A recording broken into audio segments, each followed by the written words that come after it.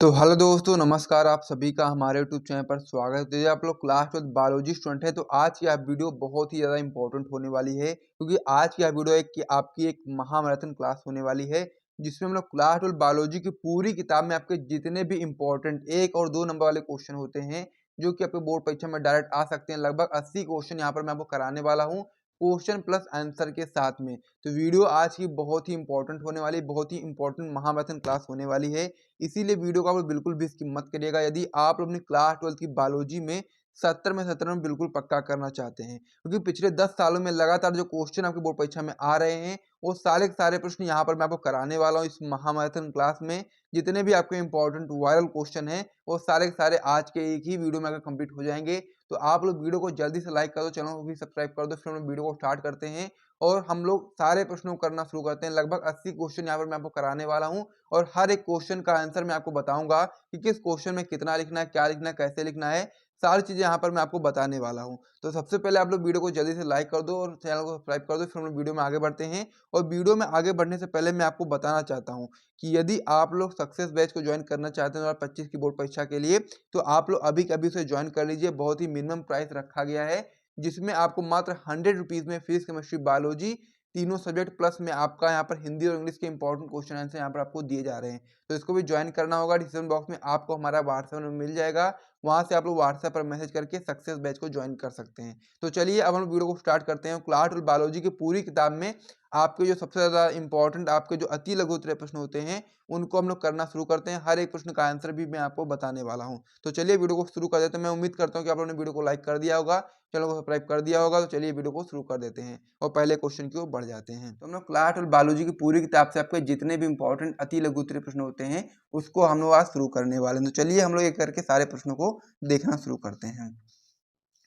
तो इसमें आपको सबसे पहला इंपॉर्टेंट क्वेश्चन है, जो कि आपका हो जाता है, टेपिटम कहाँ स्थित होता है और उसका क्या कार्य है। बहुत ही इंपॉर्टेंट क्वेश्चन होता है, जो कि आपके बोर्ड परीक्षा में आ सकता है कि टेपिटम कहाँ पर स्थित होता है और साथ ही में इसका कार्य क्या है। और जो जो इंपॉर्टेंट चीज़ें हैं उस पर मैंने हाईलाइट भी कर दिया, जो कि आपके लिए इंपॉर्टेंट रहेंगी।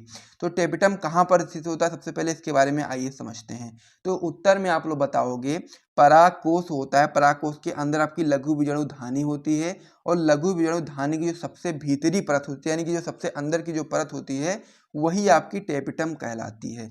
तो आपसे जब पहला क्वेश्चन इसमें था कि टेपिटम कहाँ पर स्थित होता है, तो आप लोग यहाँ पर इसका उत्तर बताएंगे कि जो परागकोश होता है, परागकोश की जो लघु बीजाणु धानी की जो सबसे भीतरी परत होती है, इसको हम लोग टेपिटम बोलते हैं। तो पहले क्वेश्चन का आंसर आपको मिल गया है।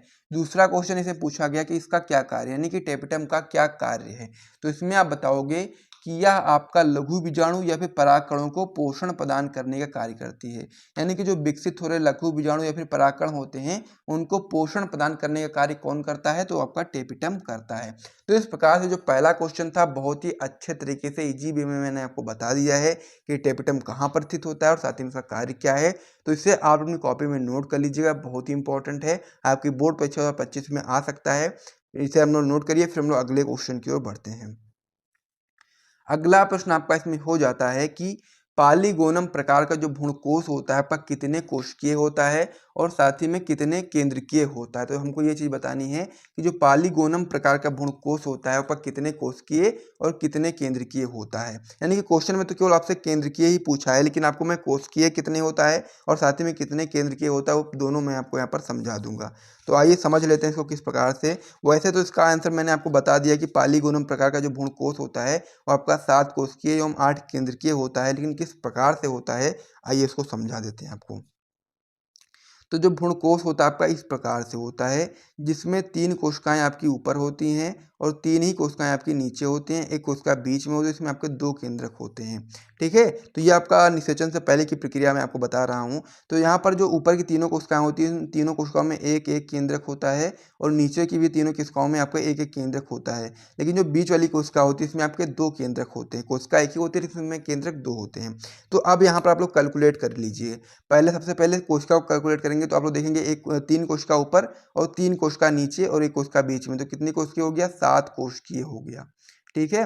अब यहाँ पर हम लोग क्या करेंगे, कैलकुलेट, आप लोग यहाँ पर कैलकुलेट करने वाले हैं केंद्र के बारे में। तो केंद्र जब आप लोग कैलकुलेट करोगे तो यहाँ पर देखोगे 3 केंद्रक ऊपर, 3 केंद्रक नीचे, और जो बीच वाली कोशिका होती है इसमें आपके 2 केंद्रक होते हैं, तो 3 3 6 और 2 8, तो इस प्रकार से 8 केंद्र की हो गया। तो जब आपसे कोई क्वेश्चन पूछेगा तो आप लोग इस प्रकार से समझा सकते हो उसको।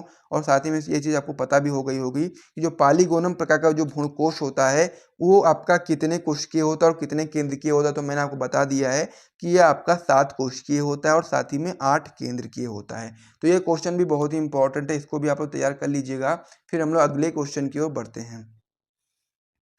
अगला प्रश्न आपका इसमें हो जाता है कि अनिषेक जनन को परिभाषित कीजिए, कि अनिषेक जनन क्या होता है, इसके बारे में समझाइए। तो इसमें आप बताओगे उत्तर में कि बिना निषेचन के अर्थात अनिषेचित बीजांड द्वारा अगुणित भ्रूण एवं बीज का विकसित होना ही आपका अनिषेक जनन कहलाता है। यानी कि वैसे तो निषेचन की जो प्रक्रिया होती है उसमें क्या होता है, निषेचन होता है, लेकिन जब आप अनिषेक जनन की बात करेंगे तो इसमें आप बताएंगे कि इसमें बिना निषेचन के ही अर्थात अनिषेचित बीजांड द्वारा ही अगुणित भ्रूण एवं बीज विकसित हो जाता है, और इस प्रक्रिया को हम लोग अनिषेक जनन बोलते हैं। एग्जाम्पल में आप समझ सकते हो, आलू और धतूरा आपके अनिषेक जनन के उदाहरण हैं, जिसमें बिना निषेचन के ही आपका बीज और साथ ही में भ्रूण का निर्माण हो जाता है।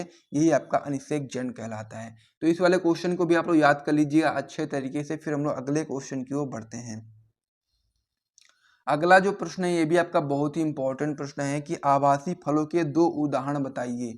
कि आभासी फल के 2 उदाहरण हम लोग को यहाँ बताने हैं। तो आप बताएंगे आभासी जो आपका होता है इसको हम लोग नकली फल भी बोलते हैं और मिथ्या फल भी बोलते हैं। ठीक है, तो ये चीज़ आपको कंफ्यूज नहीं होना है। बहुत लोग वहाँ पर नकली लिख देंगे या फिर मिथ्या लिख देंगे, तो आपको वहाँ पर कंफ्यूज नहीं होना है, क्योंकि आभासी को हम लोग मिथ्या भी बोलते हैं और नकली भी बोलते हैं। तो उत्तर में आप बताओगे कि आभासी मिथ्या फलों के उदाहरण जो आपके हैं, सेब है, नाशपाती, स्ट्रॉबेरी आदि। यहाँ पर मैंने आपकी क्वेश्चन में तो 2 ही पूछे थे, लेकिन मैंने 3 लिख दिए हैं, ताकि अगर कोई भी एक इसमें से आपको ना याद रहता तब भी आपको 2 तो यहाँ पर याद रहेंगे ही रहेंगे। तो आभासी फलों के 2 उदाहरण कौन से हो गए, सेब, नाशपाती, और एक और आप लोग याद कर लीजिएगा, स्ट्रॉबेरी। तो इस प्रकार से 3 उदाहरण आपके हो गए किसके, आभासी फलों के। इसको भी आप लोग याद कर लीजिएगा अच्छे तरीके से। फिर हम लोग अगले पेज पर बढ़ते हैं और प्रश्नों को देखते हैं। और साथ ही में यदि आपको यहाँ तक वीडियो पसंद आ रहा है तो आप लोग हमारे वीडियो को लाइक कर दीजिए, और साथ ही में हमारे YouTube channel dream light education channel को सब्सक्राइब करके सपोर्ट दिखाइए आप लोग अपना। फिर हम लोग अगले पेज पर बढ़ते हैं, और साथ ही में वीडियो को शेयर भी कर दीजिएगा, ताकि अधिक से अधिक लोग आकर के इस वीडियो का लाभ उठा पाएं। अब इसमें जो हमारा अगला प्रश्न हो जाता है आपका, हो जाता है कि निम्न को परिभाषित कीजिए। वैसे तीनों परिभाषाएं आपकी अलग अलग आती हैं, लेकिन मैंने आपको एक ही में बता दिया है। तीनों को आप लोग याद कर लीजिएगा, वेरी इंपॉर्टेंट ये आपकी परिभाषाएं होती हैं। आप युग्मन की बात करें, असंजन की बात करें, या फिर अनिषेक फलन की बात करें, तीनों बहुत ही इंपॉर्टेंट है, आपकी बोर्ड परीक्षा में अलग अलग आ सकती हैं। तो इसीलिए मैंने तीनों को एक साथ में लिख दिया है, तीनों परिभाषाओं को, ताकि आप लोग एक साथ में सारी चीज़ें तैयार कर लो। तो सबसे पहले हम लोग अपयुग्मन के बारे में पढ़ने वाले हैं कि अपयुग्मन क्या होता है। तो इसमें आप बताओगे कि जब भ्रूण का निर्माण भ्रूणकोश की किसी अन्य अगुणित कोशिका जैसे कि सहायक या फिर प्रतिध्रुवी कोशिका से होता है, तो इसको हम लोग अपयुग्मन बोलते हैं। यानी कि अपयुग्मन जो प्रक्रिया है, इसमें क्या होता है, जो भ्रूण का निर्माण होता है वो अंड कोशिका से ना होकर के भ्रूणकोश की जो कोई अन्य भ्रूणकोश की जो और भी कोशिकाएं होती हैं, जैसे कि सहायक कोशिका हो गई, प्रतिध्रुवी कोशिका हो गई, जब उससे होता है तो ये आपकी अपयुग्मन कहलाती है। तो एक बार इसको मैं फिर से रिपीट करता हूँ, आप लोग नोट कर लीजिएगा कि जब भ्रूण का निर्माण भ्रूणकोश की किसी अन्य कोशिका जैसे कि सहायक या फिर प्रतिध्रुवी कोशिका से होता है, तो उसको हम लोग अपयुग्मन बोलते हैं। इसको आप लोग नोट कर लीजिएगा। फिर हम लोग अगले मतलब की परिभाषा की ओर बढ़ते हैं। अगली परिभाषा है आपकी इसमें असंग जनन की, कि असंग जनन क्या होता है। इसमें आप बताओगे कि इसमें आवर्त बीजी पादपों में अर्धसूत्री विभाजन एवं निषेचन के बिना ही अर्थात नर एवं मादा युग्मक के संलयन के बिना ही भ्रूण का निर्माण होता है, और यही आपका असंग जनन कहलाता है। यानी कि असंग जनन में क्या होता है कि नर एवं मादा युग्मक के मिलने के बिना ही आपका भ्रूण का निर्माण हो जाएगा, तो उस प्रक्रिया को हम लोग असंग जनन बोलेंगे। तो इसे भी आप लोग नोट कर लीजिएगा। एक बार फिर से रिपीट कर देता हूँ कि इसमें आवर्त बीजी पादपों में अर्धसूत्री विभाजन एवं निषेचन के बिना ही अर्थात नर एवं मादा युग्मक के संलयन के बिना ही भ्रूण का निर्माण होता है, असंग जनन कहलाता है। तो ये भी आपका इंपॉर्टेंट है, इसको भी आप लोग याद कर लीजिएगा।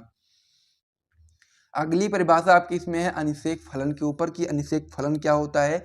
तो इसमें आप बताओगे कि इसमें पादपों में परागण एवं निषेचन के बिना ही फल का निर्माण होता है। ये भी आपका एक इम्पॉर्टेंट है कि इसमें क्या होता है, इसमें पादपों में परागण की जो प्रक्रिया होती है उसके बिना ही और साथ ही में निषेचन के बिना ही फल का निर्माण हो जाएगा। तो इसको हम लोग क्या बोलेंगे, अनिषेक फलन बोलेंगे। उदाहरण में आप बताओगे कि बीज रहित जो फलों का विकास होता है आपका इसी प्रकार से होता है। तो इस प्रकार से तीनों परिभाषाएं मैंने आपको समझा दी हैं, आप लोग इसे नोट कर लीजिएगा, अच्छे तरीके से तैयार कर लीजिएगा। फिर हम लोग अगले क्वेश्चन की ओर बढ़ते हैं और साथ ही में जितने भी प्रश्न मैं आपको बता रहा हूँ सभी आपके बोर्ड एग्जाम के दृष्टिकोण से बहुत ही इंपॉर्टेंट है। तो यदि आप लोग अपनी बोर्ड एग्जाम में बहुत अच्छा स्कोर करना चाहते हो तो किसी भी प्रश्न को आप लोग यहाँ पर बिल्कुल भी स्किप मत करना। अब इसमें हमारा अगला क्वेश्चन हो जाता है कि एक सेब को आभासी फल हम लोग क्यों बोलते हैं, पुष्प का कौन सा भाग फल की रचना करता है।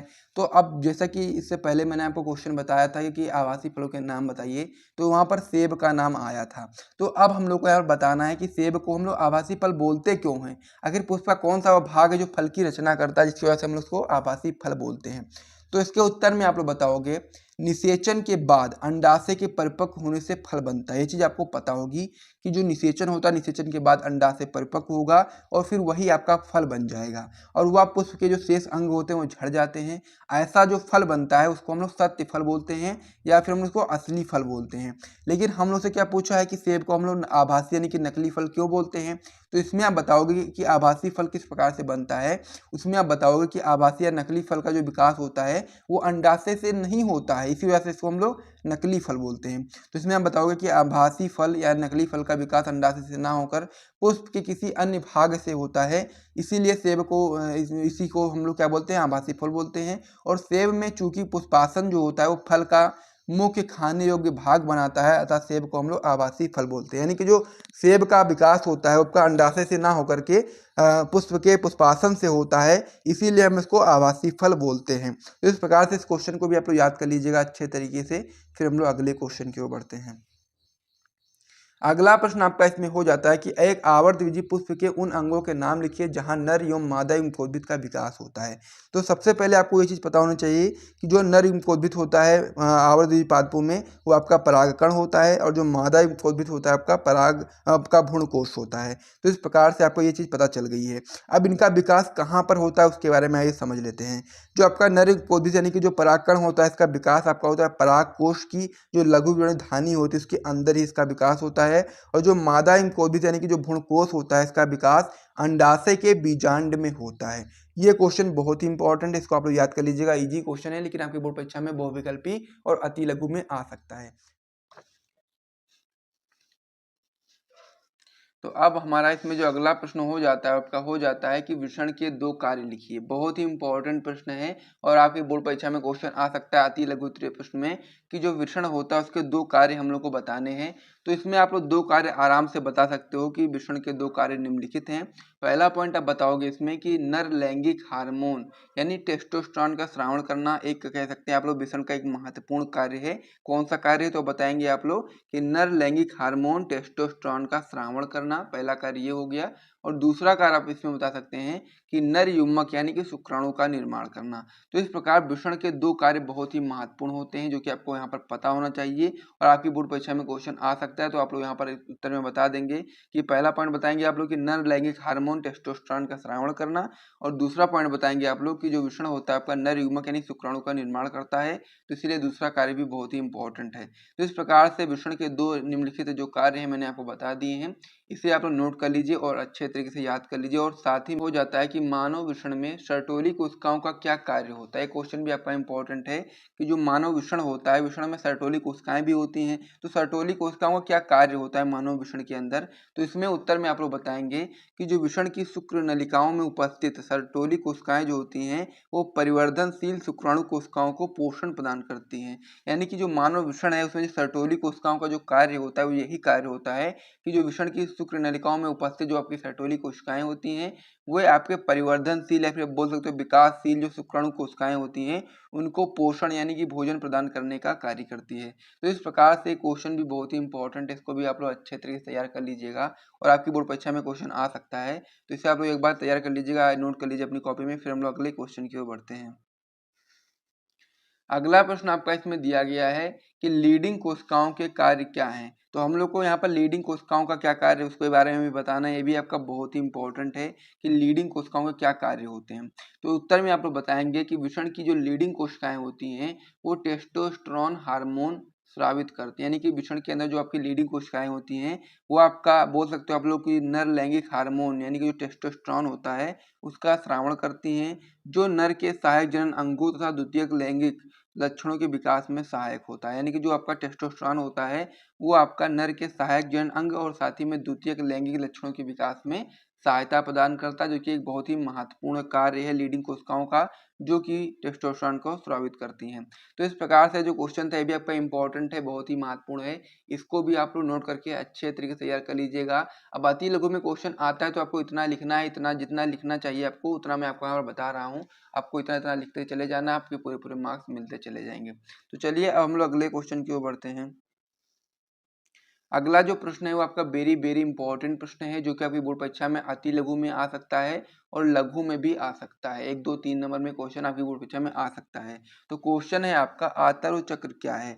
आतरु चक्र को हम लोग मासिक चक्र भी बोलते हैं। तो क्या होता है आतरु चक्र, आइए समझते हैं। बहुत ही इंपॉर्टेंट प्रश्न आपका ये होता है। तो उत्तर में आप लोग बताएंगे कि मादा में जनन काल के प्रारंभ के साथ ही आपका जो ऋतुस्राव होता है वो प्रारंभ होता है, जो कि आपका जनन काल की समाप्ति के पश्चात रुक जाता है। यानी कि जो मादा होती है उसमें जनन काल के प्रारंभ से ही आपका ऋतुस्राव प्रारंभ हो जाएगा और साथ ही में जनन काल की जब समाप्ति होगी तो उसी के बाद ये रुक जाएगा। इस काल में जो होता है, इस काल में क्या क्या चीजें होती हैं आइए समझते हैं। तो इसमें मैं बताऊंगा कि इस काल में प्रतिमाह अंडाशय से एक अंडाणु मुक्त होता है और निषेचन न होने की स्थिति में गर्भाशय की भित्ति एवं अंडाशय में चक्रीय परिवर्तन होते हैं। यानी कि जो आतरु चक्र होता है इसमें क्या होता है कि इस काल के अंतर्गत प्रति माह अंडाशय से एक आपका अंडाणु मुक्त होता है और जब उसका निषेचन नहीं हो पाता है तो निषेचन ना होने की स्थिति में जो गर्भाशय की भित्ति होती है और साथ ही में अंडाशय में चक्रीय परिवर्तन होते हैं और इस चक्र को ही हम लोग मासिक या फिर आतरु चक्र बोलते हैं। वेरी इंपॉर्टेंट क्वेश्चन आपकी बोर्ड परीक्षा में डायरेक्ट आ सकता है, तो इसीलिए मैंने क्वेश्चन का आंसर आपको बताया है और साथ ही में कितना लिखना है तो वो भी आपको मैंने समझा दिया है। तो इसे भी आप लोग नोट करके याद कर लीजिएगा अच्छे तरीके से। फिर हम लोग अगले क्वेश्चन की ओर बढ़ते हैं। अगला प्रश्न आपका इसमें हो जाता है कि फर्टिलाइजिंग तथा एंटी फर्टिलाइजिंग प्रक्रिया पर टिप्पणी कीजिए। ये भी आपका इंपॉर्टेंट क्वेश्चन होता है कि फर्टिलाइजिंग क्या होता है और एंटी फर्टिलाइजिंग क्या होता है। इन दोनों के ऊपर टिप्पणी आपके बोर्ड परीक्षा में आ सकती है, तो इसको भी आप लोग याद करेंगे अच्छे तरीके से। तो इसमें उत्तर में आप लोग बताएंगे कि निषेचन के पूर्व अंडाणु से फर्टिलाइजिंग का श्रावण होता है। ये चीज आपको यहाँ पर याद रखना है कि निषेचन से पहले जो अंडाणु होता है उससे फर्टिलाइजिंग का श्रावण होता है और जो आपका शुक्राणु होता है शुक्राणु की सतह पर एंटी फर्टिलाइजिन नामक ग्राही से क्रिया करता है और जिसके फलस्वरूप ही दोनों आपस में मिलते हैं, यानी कि जिसके फलस्वरूप ही दोनों में आसंजन हो जाता है। तो इस प्रकार से आप समझ गए कि निषेचन के पूर्व अंडाणु से फर्टिलाइजिन का श्रावण होता है और शुक्राणु की सतह पर एंटी फर्टिलाइजिन नामक ग्राही से क्रिया करेगा जो कि, और उसके बाद में फिर दोनों जिसके फलस्वरूप दोनों में आसंजन हो जाएगा। तो इस प्रकार से जो क्वेश्चन थे अभी आपका कंप्लीट हो गया, इसे भी आप लोग अपनी कॉपी में नोट कर लीजिए और याद कर लीजिए। फिर हम लोग अगले क्वेश्चन की ओर बढ़ते हैं।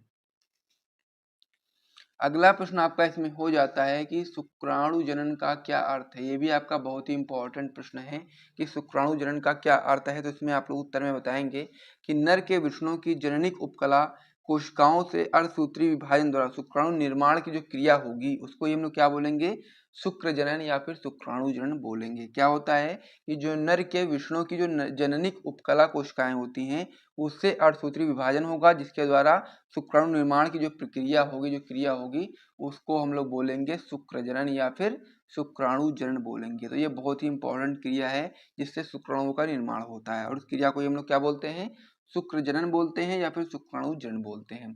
आगे आप इसमें बताएंगे कि यह प्रक्रिया जो होती है आपके वृषण की शुक्रजन नलिकाओं में होती है।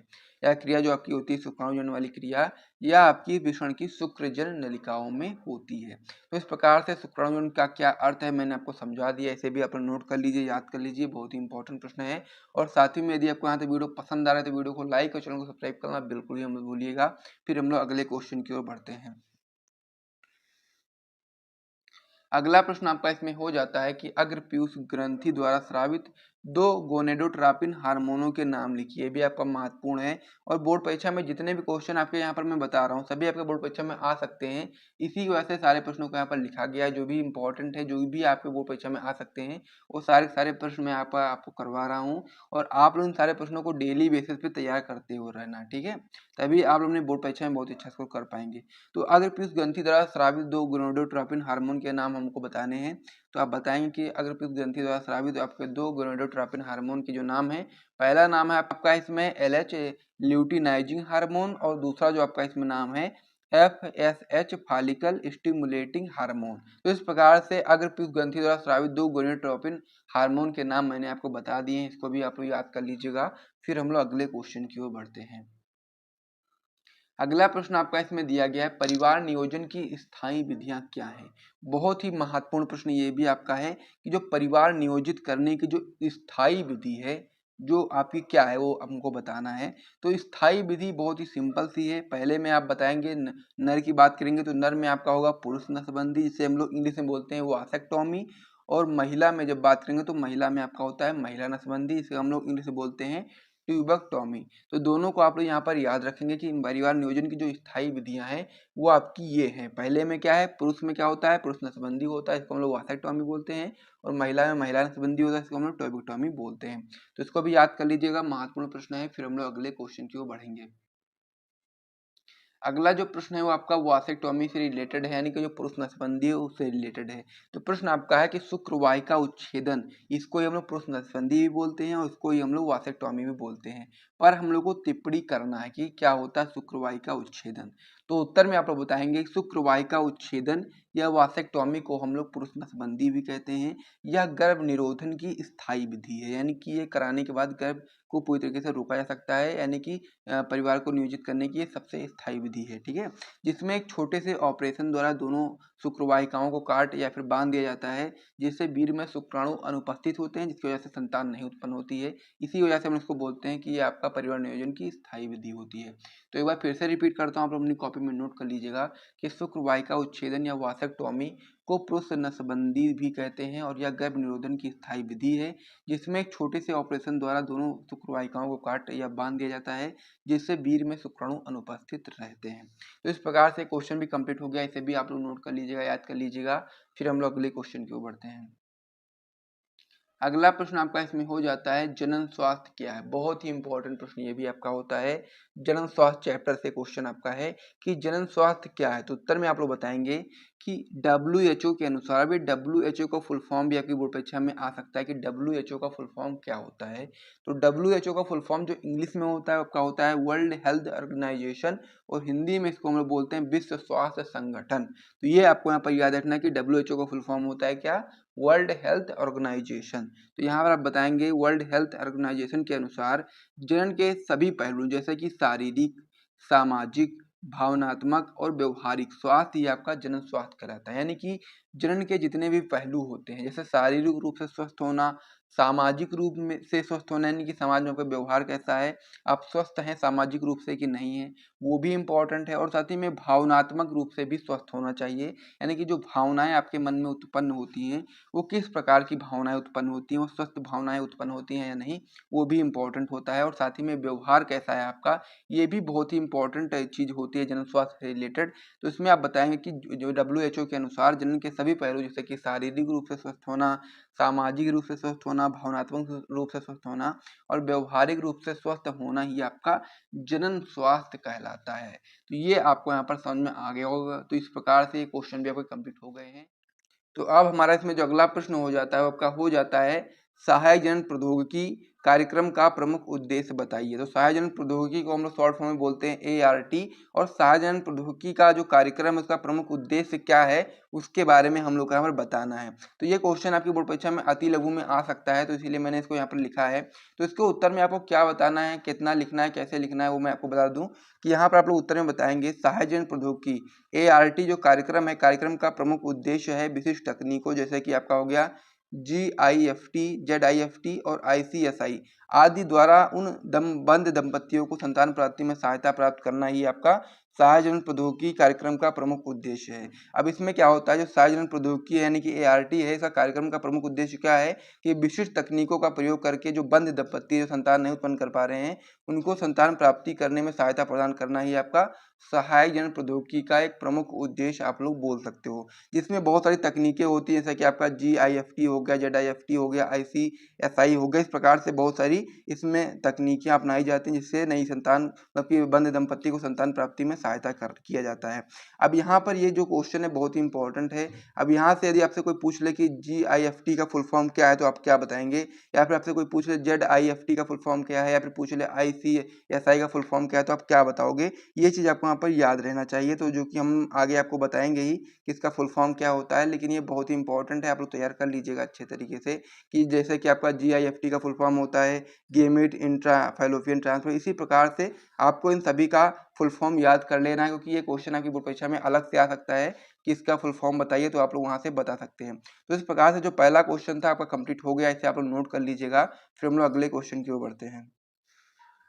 अगला जो प्रश्न है वो भी आपका बहुत ही इंपॉर्टेंट प्रश्न है कि स्वपात्रीय निषेचन क्या है। क्वेश्चन जो आपका है इसको हम लोग IVF बोलते हैं इंग्लिश में, और IVF का फुल फॉर्म होता है इन विट्रो फर्टिलाइजेशन। तो ये जो क्वेश्चन है बहुत ही इंपॉर्टेंट है स्वपात्रीय निषेचन का, और ये अक्सर आपकी बोर्ड परीक्षा में हर साल आता ही आता है। तो इसलिए आप लोग इस क्वेश्चन को अच्छे तरह से तैयार करेंगे तो उत्तर में आप बताएंगे कि मादा के शरीर के बाहर मानक परिस्थितियों में प्रयोगशाला में शुक्राणु द्वारा अंडाणु की कृत्रिम निषेचन की जो तकनीक होती है उसको हम लोग क्या बोलते हैं, स्वपात्रीय निषेचन यानी कि इन विट्रो फर्टिलाइजेशन, या फिर शॉर्ट फॉर्म में हम लोग IVF बोलते हैं। स्वपात्रीय निषेचन में क्या होता है कि मादा के शरीर के बाहर मानक परिस्थितियों में जो प्रयोगशाला होती है उसमें शुक्राणुओं द्वारा अंडाणु के कृत्रिम निषेचन की जो तकनीक होगी उसको हम लोग क्या बोलेंगे, स्वपात्रीय निषेचन या फिर इन विट्रो फर्टिलाइजेशन या फिर IVF बोलते हैं। तो ये क्वेश्चन बहुत ही इंपॉर्टेंट है, इसको भी आप लोग अच्छे तरीके से तैयार करिएगा, और साथ ही में ये बहुत ही इंपॉर्टेंट है, आगे बोर्ड परीक्षा में कई बार पूछा गया है, तो इसीलिए आप इसको बिल्कुल भी स्किप मत करिएगा, अभी का भी आप लोग तैयार कर लीजिए। फिर हम लोग अगले क्वेश्चन की ओर बढ़ते हैं। अगला जो क्वेश्चन है वो भी आपका बहुत ही इंपॉर्टेंट है, जो कि आपका कह सकते हैं इस प्रकार से क्वेश्चन आ सकता है कि फुल फॉर्म बताइए। जैसे कि क्वेश्चन क्या आएगा आपका इस प्रकार से कि पूरा नाम लिखिए।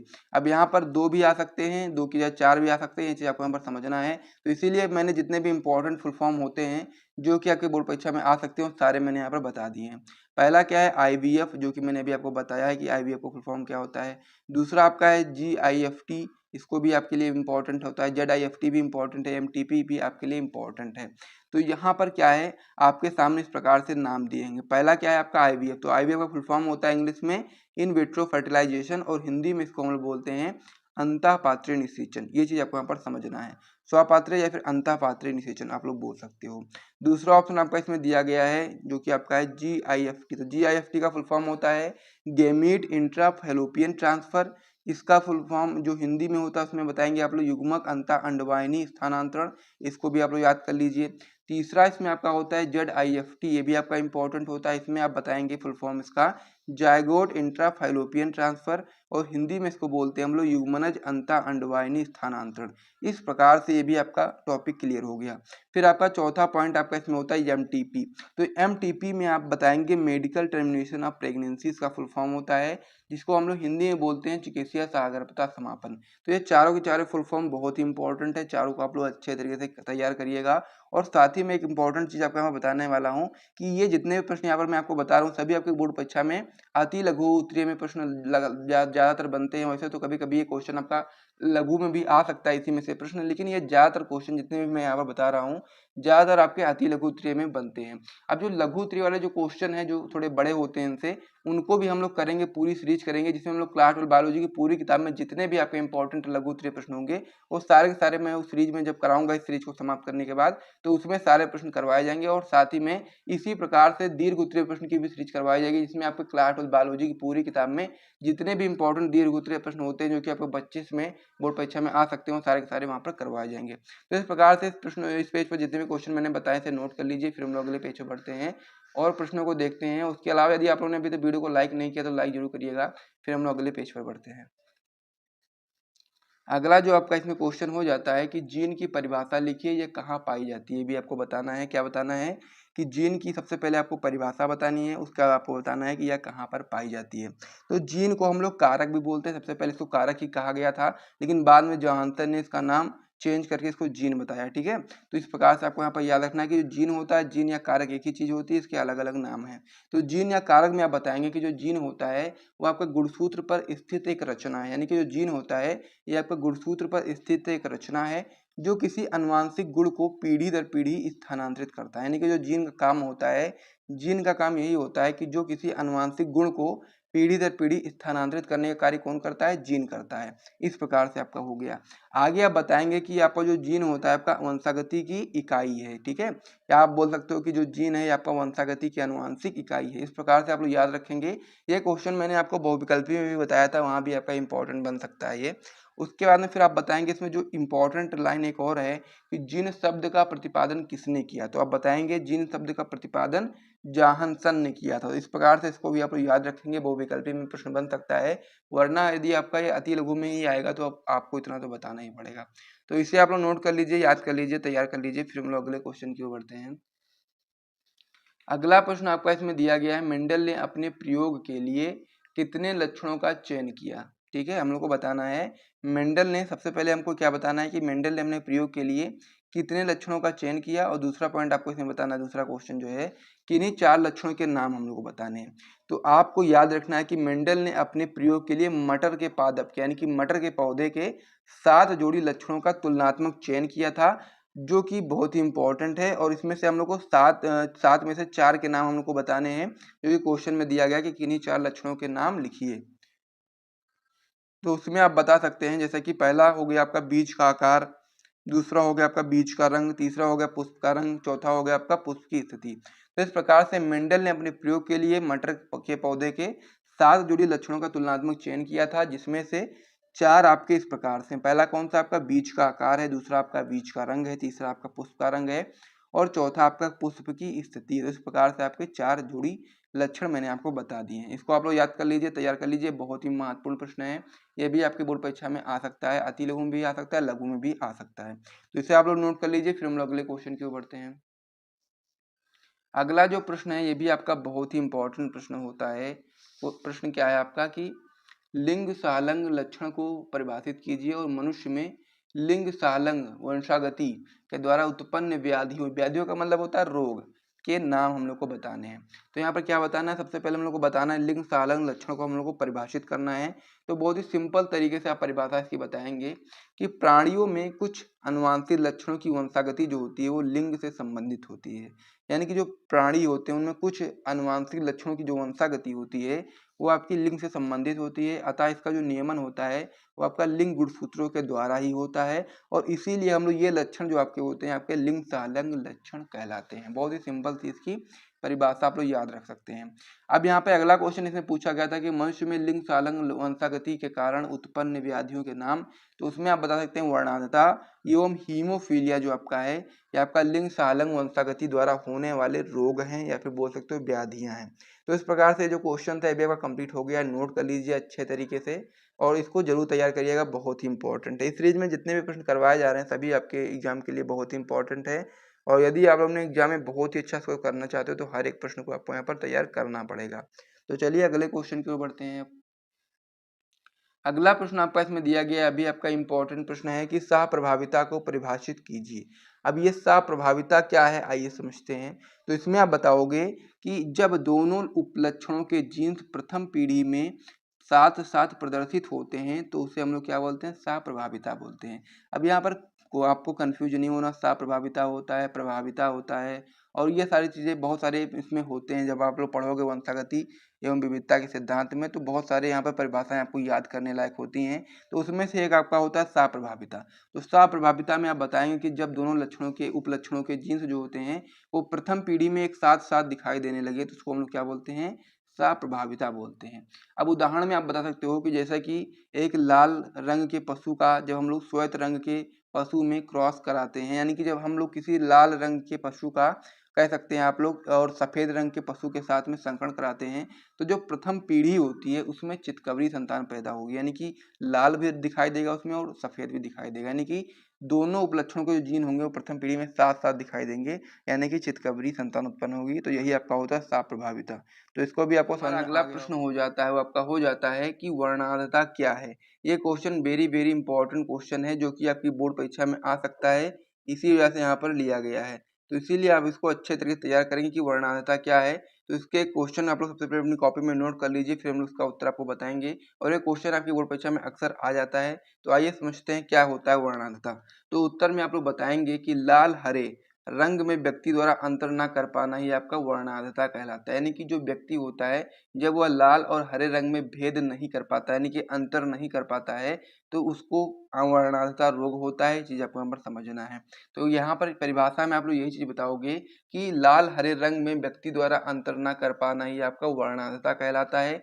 इसे हम लोग प्रोटान दोष या फिर लाल हरा अंधापन भी बोलते हैं। और ऐसे व्यक्तियों को रेलवे ड्राइवर नहीं बनाया जाता। ये भी आपका एक इम्पॉर्टेंट आप लोग बता सकते हो, इम्पॉर्टेंट चीज़ है कि ये जो ऐसे व्यक्ति होते हैं जिनको वर्णांधता रोग होता है उनको रेलवे का ड्राइवर नहीं बनाया जाता है।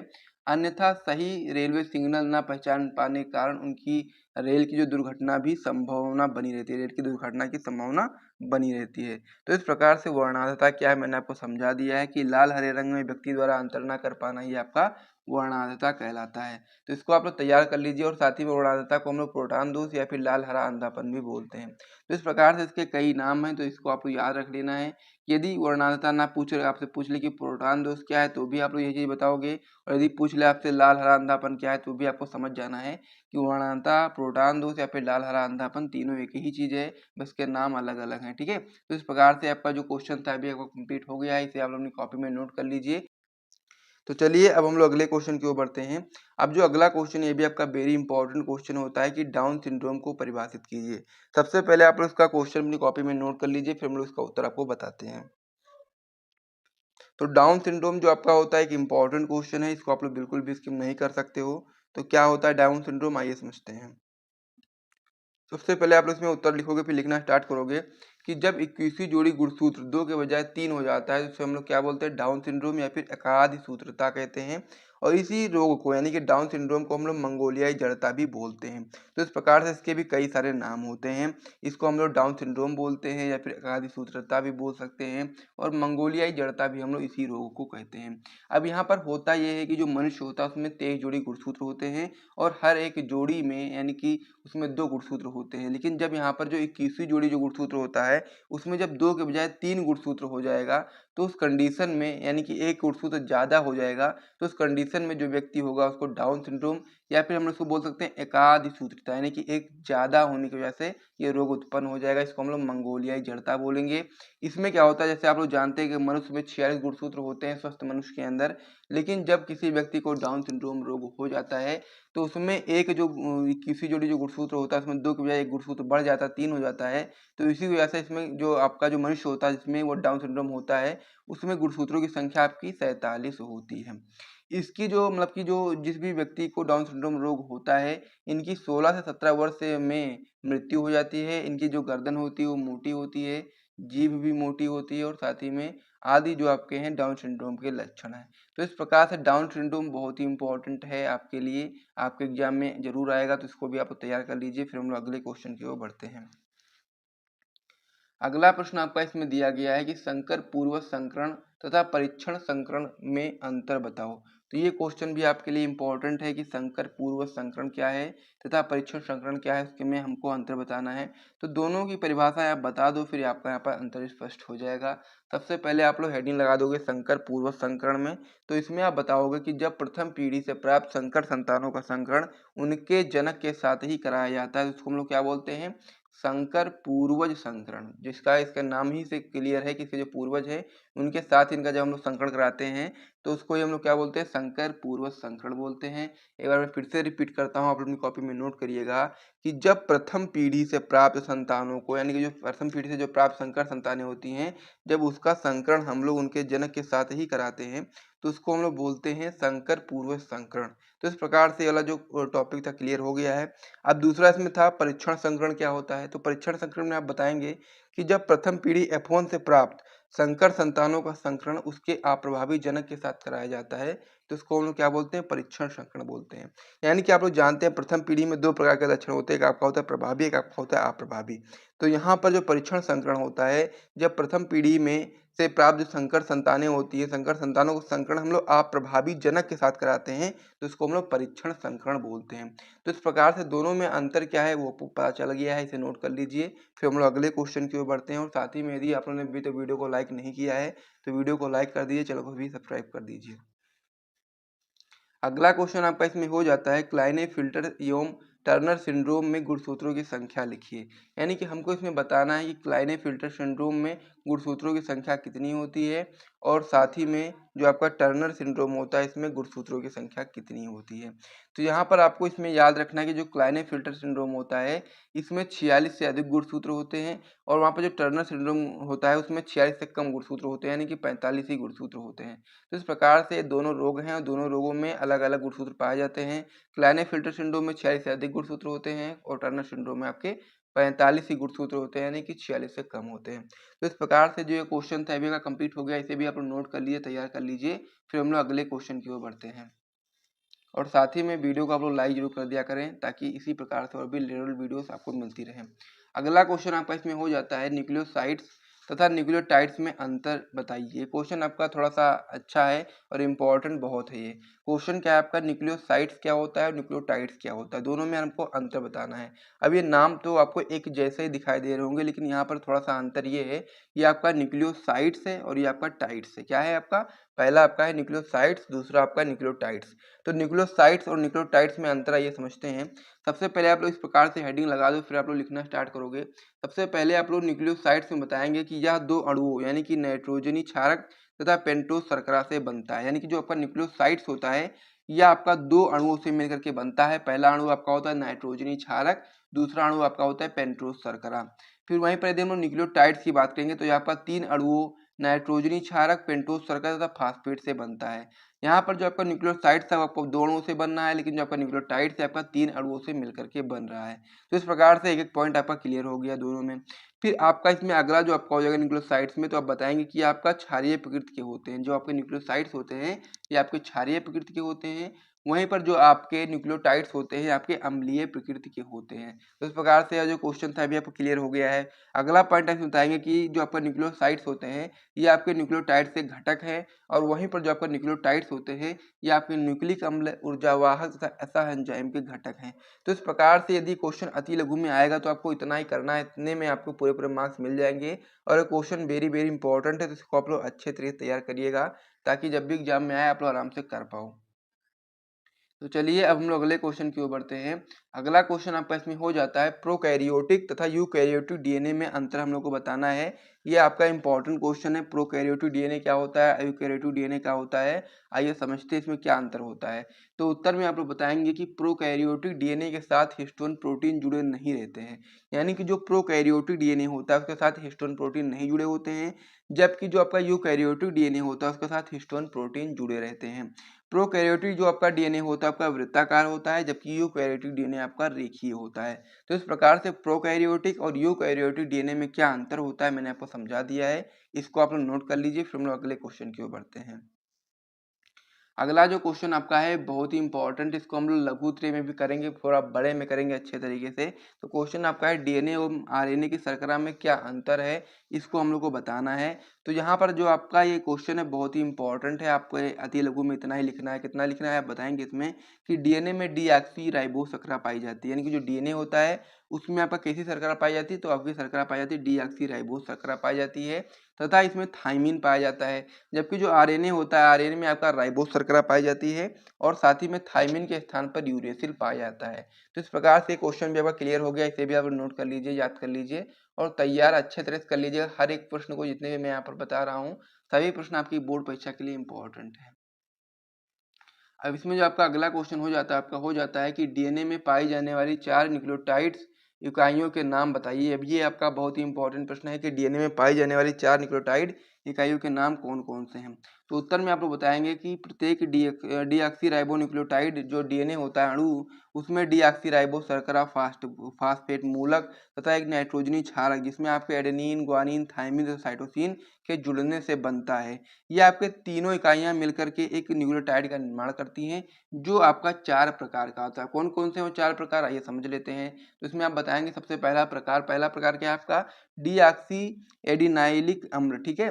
दूसरा प्रकार आपका है इसमें डीऑक्सी गुइनाइलिक अम्ल, और तीसरा प्रकार आपका इसमें है डीऑक्सी साइटिडाइलिक अम्ल, और चौथा प्रकार आपका इसमें है डीऑक्सी थाइमिडाइलिक अम्ल। तो इस प्रकार से 4 प्रकार होते हैं डीएनए में पाए जाने वाले न्यूक्लियोटाइडों के, और इस प्रकार से आपको समझ में जाता है कि आनुवांशिक सूचनाओं का वाहक अणु कौन सा है, और प्रयोग द्वारा सिद्ध करने वाले वैज्ञानिकों के नाम हम लोग को बताना है, ठीक है। तो यहाँ पर हमसे क्या पूछा गया क्वेश्चन में कि जो आनुवांशिक सूचनाएं होती हैं उसका वाहक अणु कौन सा है, ये चीज हमको इसमें बताना है। और साथ ही में किस वैज्ञानिक ने इस अणु के बारे में खोज की या फिर इस अणु के बारे में सिद्ध किया, इन चीजों को उनका नाम भी हम लोग को यहाँ पर बताना है।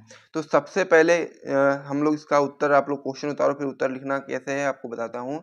सबसे पहले आप लिखोगे इसमें कि ग्रिफिथ ने सर्वप्रथम निमोनिया रोग के जीवाणु स्ट्रेप्टोकोकस निमोनी में रूपांतरण का प्रयोग कर बताया कि जो आनुवांशिक पदार्थ के कारण रूपांतरण होता है। तो पहला सबसे पहले वैज्ञानिक कौन थे, ग्रिफिथ थे, जिन्होंने निमोनिया रोग के जीवाणु स्ट्रेप्टोकोकस निमोनी में रूपांतरण का प्रयोग करके बताया था कि आनुवांशिक पदार्थ के कारण ही रूपांतरण होता है। उसके बाद में फिर आपके एवेरी, मैक्लियार्ड तथा मैकार्टी ने जीवाणु में रूपांतरण प्रयोग द्वारा सिद्ध किया कि जो डीएनए है वही आपका एक आनुवांशिक पदार्थ है, जो कि आनुवांशिक सूचनाओं का वाहक है, ठीक है। तो इस प्रकार से आपको पता चल गया कि आनुवांशिक सूचनाओं का वाहक अणु कौन सा है, तो आप बताएंगे डीएनए। और यदि आपसे कोई पूछ ले कि इसको सिद्ध किया किसने, किन वैज्ञानिकों ने मिलकर के सिद्ध किया, तो वहां पर आप बता सकते हैं ग्रिफिथ का नाम, एवेरी, मैक्लियार्ड और मैकार्टी। इस प्रकार से 4 वैज्ञानिकों का नाम आप बता सकते हो कि इन लोगों ने मिलकर के अपने प्रयोगों के माध्यम से ये सिद्ध किया जो आपका डीएनए होता है ये आपका आनुवांशिक पदार्थ है, जो कि आपका आनुवांशिक सूचनाओं का वाहक अणु है। तो इस प्रकार से जो क्वेश्चन था कंप्लीट हो गया, इसे आप लोग नोट कर लीजिए। फिर हम लोग अगले क्वेश्चन की ओर बढ़ते हैं। अगला क्वेश्चन आपका इसमें दिया गया है कि न्यूक्लियोटाइड्स में पाए जाने वाली 2 शर्कराओं के नाम एवं सूत्र लिखिए। तो ये भी आपका एक इम्पॉर्टेंट क्वेश्चन है कि न्यूक्लियोटाइड्स में पाए जाने वाली 2 शर्कराओं के नाम कौन कौन से हैं। तो न्यूक्लियोटाइड्स में पाए जाने वाली 2 शर्कराएं आपकी निम्नलिखित हैं। पहले आप लोग लिखोगे इसमें डीऑक्सीराइबोस शर्करा, जिसका आपको कह सकते हैं सूत्र होता है C6H10O4, और दूसरा आपका होता है राइबोस शर्करा, जिसका सूत्र होता है C5H10O5। तो इस प्रकार से आपको इसको याद कर लेना है कि न्यूक्लियोटाइड्स में पाए जाने वाली 2 शर्कराओं के नाम निम्नलिखित हैं, जिनमें आपका पहला हो जाता है डीऑक्सीराइबोस शर्करा, दूसरा आपका राइबोस शर्करा होता है, ठीक है। तो चलिए अब हम लोग अगले क्वेश्चन की ओर बढ़ते हैं। अगला जो प्रश्न होता है ये भी आपका काफी इंपॉर्टेंट प्रश्न होता है कि जीन की क्रियाशील इकाई को हम लोग क्या बोलते हैं। तो ये क्वेश्चन आपका एक लाइनर है, और साथ ही में आपको यहाँ पर याद रखना है कि ये क्वेश्चन आपका बहुविकल्पी में भी आ सकता है कि जीन की क्रियाशील इकाई को हम लोग क्या बोलते हैं। तो ये क्वेश्चन आपका बहुविकल्पी और अति लघु में क्वेश्चन आ सकता है। तो यहाँ पर आप लोग याद रखेंगे कि जो जीन होता है, जीन की क्रियाशील इकाई को हम लोग सिस्ट्रॉन कहते हैं। इसको आप लोग याद कर लीजिए, फिर हम लोग अगले क्वेश्चन की ओर बढ़ते हैं। अगला प्रश्न आपका इसमें हो जाता है कि विभिन्न प्रकार के आरएनए के नाम लिखिए, ठीक है। क्वेश्चन क्या है कि विभिन्न प्रकार के आरएनए के हम लोग को नाम बताने हैं, और आप लोग जानते हैं कि जो आरएनए होता है उसके 2 पार्ट होते हैं, लेकिन जो आपका दूसरा पार्ट होता है यानी कि आरएनए के प्रकार के बारे में, ठीक है, जो आपका अनआनुवांशिक आरएनए होता है वही आपका मेन पार्ट होता है। तो अनआनुवांशिक आरएनए के आपके 3 प्रकार होते हैं। पहला आपका होता है एमआरएनए, जिसे हम लोग संदेश वाहक आरएनए बोलते हैं। दूसरा आपका होता है टीआरएनए, इसे हम लोग स्थानांतरण आरएनए बोलते हैं। और आपका जो तीसरा जो आपका होता है आरआरएनए यानी कि राइबोसोमल आरएनए। तो इस प्रकार से जो आपका आरएनए होते हैं उसके 3 प्रकार होते हैं, जो कि काफी इंपॉर्टेंट होते हैं, इनको आप लोग याद कर लीजिएगा। और साथ ही में क्वेश्चन भी आपका कंप्लीट हो गया। और साथ ही में यदि आपको यहाँ तक वीडियो पसंद आया है तो वीडियो को लाइक कर दीजिए और साथ ही में हमारे YouTube channel dream light education channel को सब्सक्राइब भी कर लीजिए। और साथ ही में आपको डिस्क्रिप्शन बॉक्स में एक और चैनल का लिंक मैं दे रहा हूँ, उस चैनल को भी आप लोग सपोर्ट दिखाइए। नया चैनल हमने क्रिएट किया है जहाँ पर बहुत सारी चीज़ें आपको वहाँ पर देखने को मिलेंगी, तो आप उस चैनल को भी जाकर के सपोर्ट दिखा दीजिए। सभी लोग, जितने भी लोग जुड़े हुए हैं वीडियो को देख रहे हैं, वो सभी लोग जा करके उस चैनल को सब्सक्राइब कर दीजिए, ठीक है। आपसे यही उम्मीद रहेगी कि आप हमारे चैनल को सपोर्ट दिखाएंगे। तो चलिए इस पेज को यहाँ पर मैं हटाता हूँ। अब नेक्स्ट पेज पर आ जाते हैं और प्रश्नों को देखना शुरू करते हैं। अगला क्वेश्चन आपका इसमें हो जाता है कि अवशेषी अंग की परिभाषा दीजिए तथा उदाहरण बताइए। ये भी काफी इंपॉर्टेंट क्वेश्चन है कि अवशेषी अंग आखिर क्या होता है और साथ ही में उसका उदाहरण भी हमको बताना है। तो यहाँ पर आप बताएंगे कि जीवधारियों के पूर्वकालिक क्रियाशील अंग, यानी कि जो जीवधारी हैं उनके पहले के समय में जो अंग क्रियाशील थे, जो आपका जीवधारियों द्वारा उपयोग न किए जाने के कारण अवशेषी हो गए, ठीक है। क्या क्वेश्चन है कि जीवधारियों के पूर्वकालिक क्रियाशील अंग, यानी कि जो पहले के समय में जीवधारी के क्रियाशील अंग थे, जो फिलहाल के समय में जीवधारियों के द्वारा उपयोग न किए जाने की वजह से अवशेषी हो गए हैं एवं भविष्य में यानी कि आने वाले समय में पूरी तरीके से समाप्त हो जाएंगे, उन अंगों को ही हम लोग अवशेषी अंग बोलते हैं। एग्जाम्पल में आप बताओगे, जैसे मानव में निमेशक पटल, अक्लदाड़, ये आपके क्या हैं, अवशेषी अंग के उदाहरण हैं, जो कि आपका कह सकते हैं भविष्य काल में पूरी तरीके से विलुप्त हो जाएंगे। तो ये क्वेश्चन आपका एक इम्पॉर्टेंट प्रश्न है, इसको आप लोग तैयार कर लीजिएगा अच्छे तरीके से। फिर हम लोग अगले क्वेश्चन की ओर बढ़ते हैं। अगला जो क्वेश्चन है आपका ये भी आपका इम्पोर्टेंट है, वन लाइनर का आपका आंसर है इसका कि एनेलिडा तथा आर्थ्रोपोडा के मध्य की संयोजक कड़ी का नाम लिखिए। तो एनेलिडा तथा आर्थ्रोपोडा के मध्य की जो संयोजक कड़ी है उसका नाम क्या है, तो आप बताएंगे पेरीपैड्स, ठीक है। तो पेरीपैड्स जो आपका है वो एनेलिडा तथा आर्थ्रोपोडा के मध्य की संयोजक कड़ी है। तो इसको भी आप लोग याद कर लीजिए। फिर हम लोग अगले क्वेश्चन की ओर बढ़ते हैं। अगला क्वेश्चन आपका इसमें हो जाता है कि अपसारी विकास एवं अभिसारी विकास की परिभाषा लिखिए। तो ये जो क्वेश्चन मैंने आपको यहाँ पर दिया है कि अपसारी विकास एवं अभिसारी विकास की परिभाषा लिखिए, ये क्वेश्चन आपके लिए काफ़ी इंपॉर्टेंट है और साथ ही में आपको यहाँ पर याद रखना है कि ये एक साथ भी आ सकता है और अलग अलग भी आ सकता है, कि अपसारी विकास केवल पूछ सकता है या फिर केवल अभिसारी विकास पूछ सकता है, और कभी कभी ये आपका एक साथ में आ जाता है। तो इसीलिए दोनों परिभाषाएं मैंने आपको यहाँ पर अच्छे तरीके से बताई हैं। कैसे बताई हैं आइए समझते हैं। सबसे पहले आप लोग हेडिंग लगाओगे अपसारी विकास के बारे में। यहाँ पर लिखोगे कि एक ही पूर्वज जाति के जीवों का विभिन्न भौगोलिक क्षेत्रों में फैलकर और अपने अपने क्षेत्रों के वातावरण के अनुसार विभिन्न जीवन शैली अपनाकर धीरे धीरे विभिन्न जातियों में रूपांतरित होना ही आपका अपसारी विकास कहलाता है। तो क्या है अपसारी विकास, एक बार फिर से रिपीट करता हूँ, आप लोग ध्यान से सुनिएगा कि एक ही पूर्वज जाति के जीवों का विभिन्न भौगोलिक क्षेत्रों में फैलकर और अपने अपने क्षेत्रों के वातावरण के अनुसार विभिन्न जीवन शैली अपना करके धीरे धीरे विभिन्न जातियों में रूपांतरित हो जाना ही आपका अपसारी विकास कहलाता है। नोट कर लीजिए, याद कर लीजिए। फिर हम लोग अगले जो आपका इसमें परिभाषा थी अभिसारी विकास, उसकी ओर बढ़ते हैं। अगली परिभाषा आपकी इसमें अभिसारी विकास। तो अभिसारी विकास में आप बताएंगे कि विभिन्न पूर्वज व जाति के सदस्य एक भौगोलिक क्षेत्र में रहकर समान रूप के दिखाई देते हैं, ऐसा विकास जो होता है आपका अभिसारी विकास कहलाता है। यानी कि जो विभिन्न पूर्वज होते हैं या फिर जाति के जो सदस्य होते हैं, जब एक ही भौगोलिक क्षेत्र में रहने लगते हैं तो आपका एक समान रूप से दिखाई देते हैं, ऐसे विकास को हम लोग अभिसारी विकास बोलते हैं। इसको भी आप लोग याद कर लीजिए। फिर हम लोग अगले क्वेश्चन की ओर बढ़ते हैं। अगला क्वेश्चन आपका इसमें हो जाता है कि गुणसूत्रीय उत्परिवर्तन किसे कहा जाता है। क्वेश्चन क्या है आपका, गुणसूत्रीय उत्परिवर्तन किसको कहते हैं। उत्तर आप लोग बताएंगे कि युग्मक निर्माण के समय अचानक होने वाले ऐसे परिवर्तन जिनसे गुणसूत्रीय संरचना परिवर्तित हो जाती है तथा विभिन्नता आप उत्पन्न होती है, उसको हम लोग क्या बोलते हैं, गुणसूत्रीय उत्परिवर्तन बोलते हैं। क्वेश्चन क्या था हमसे, क्वेश्चन था कि गुणसूत्रीय उत्परिवर्तन किसको कहा जाता है।